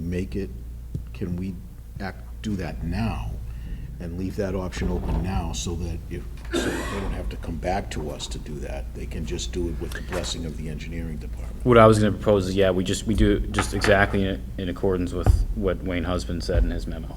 So that gives them the Five. flexibility. Yeah, and then they don't have to come Five. back to us. Yeah. They can just, if they get his approval, it's good. Yep. Yeah, I think that's good. I have one, Ms. Harbor? I'm sorry, the 6 month, when does that start, the time period? When the property is full, or? Right, the certificate. Yeah, I would think it would have to, because otherwise it wouldn't be That's what- that's valuable why to I'm measure asking. it, yeah. I think it says, yeah, it's not that specific in terms of the time period, but it does give it the flexibility for them to revisit it. Mr. Weber? I just have one question for Steve.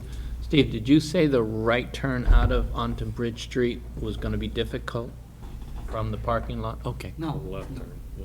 The left turn was, we don't Oh, want, yeah. Mr. Husband said that he didn't want a left. I said because of the decided one in every 12 minutes, I don't think that's a real problem. Yeah, okay.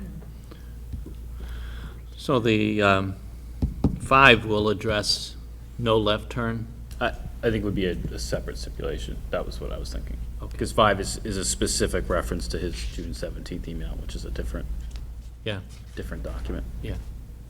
So my own thinking is that left turn out of there is a disaster.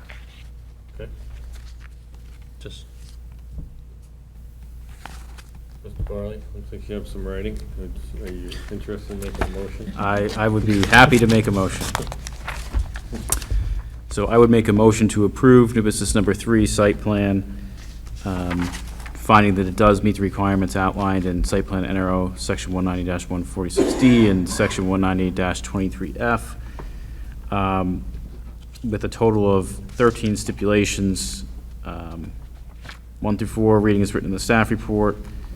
5, I would just amend slightly to indicate that prior to the issuance of the building permit, the request for a contribution in an email from Wayne Husband dated June 17, 2019 shall be addressed to the satisfaction of the Division of Public Works. 6 through 12 is written in the staff report, and then I would add a new stipulation number 13 to indicate that the applicant would restrict left turn movements to and from Bridge Street from the site in accordance with section 3C of the August 2nd, 2019 memo from Wayne Husband. I'll second it. Just a quick clarification, you did say to and from Bridge Street, the restriction.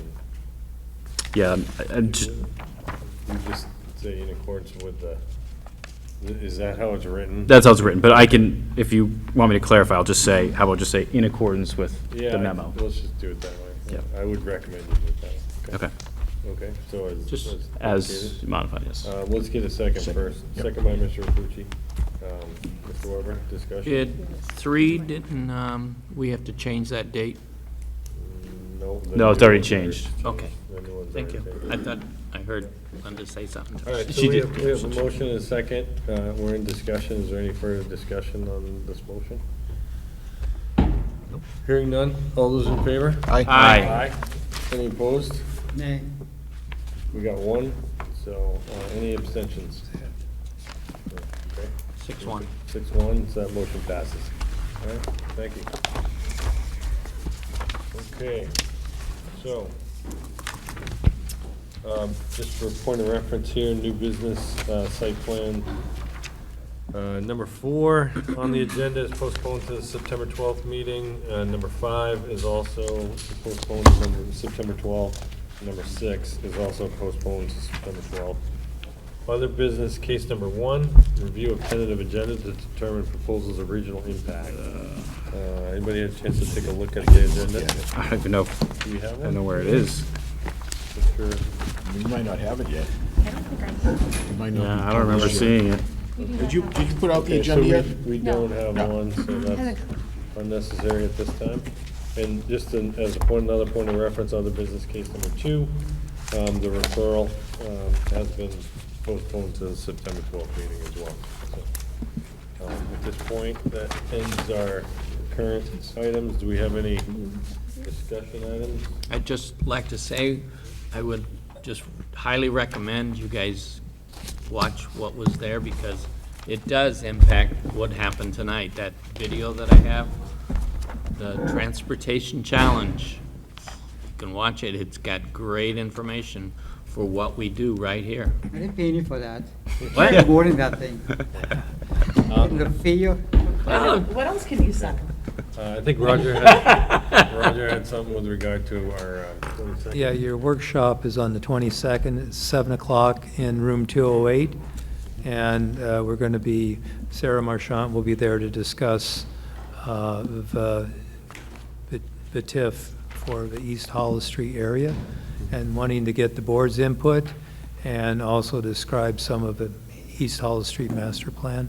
That's in that memo that she forwarded to the board. Okay. I think that's going to be the only item on our agenda. I think that will take up most of the time. Yeah. Are you going to, is there going to be an email sent out just as a reminder since that's kind We of will, scheduled? definitely. Yeah, And okay. and we'll call you as well, if you Okay, like. thanks. Appreciate it. Yeah. It's- August 22nd. Okay, yep. I thank Mr. Mayor for joining us tonight. I appreciate it. Thank you for Appreciate all- your input on. But I'm only here, I only have to stay till 10 every once in a while. You guys are here twice a month, so thank you for. 10? That's early for us. Try midnight sometimes. Yes, passed. Yeah, yeah. This is an early one, I know. yeah. No, I'd say average, maybe. but, Yeah, average. Okay, any other discussion items? If not, I'd be willing to take a motion to adjourn. Motion to adjourn.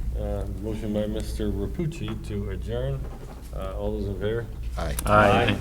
So we are adjourned at 10:16.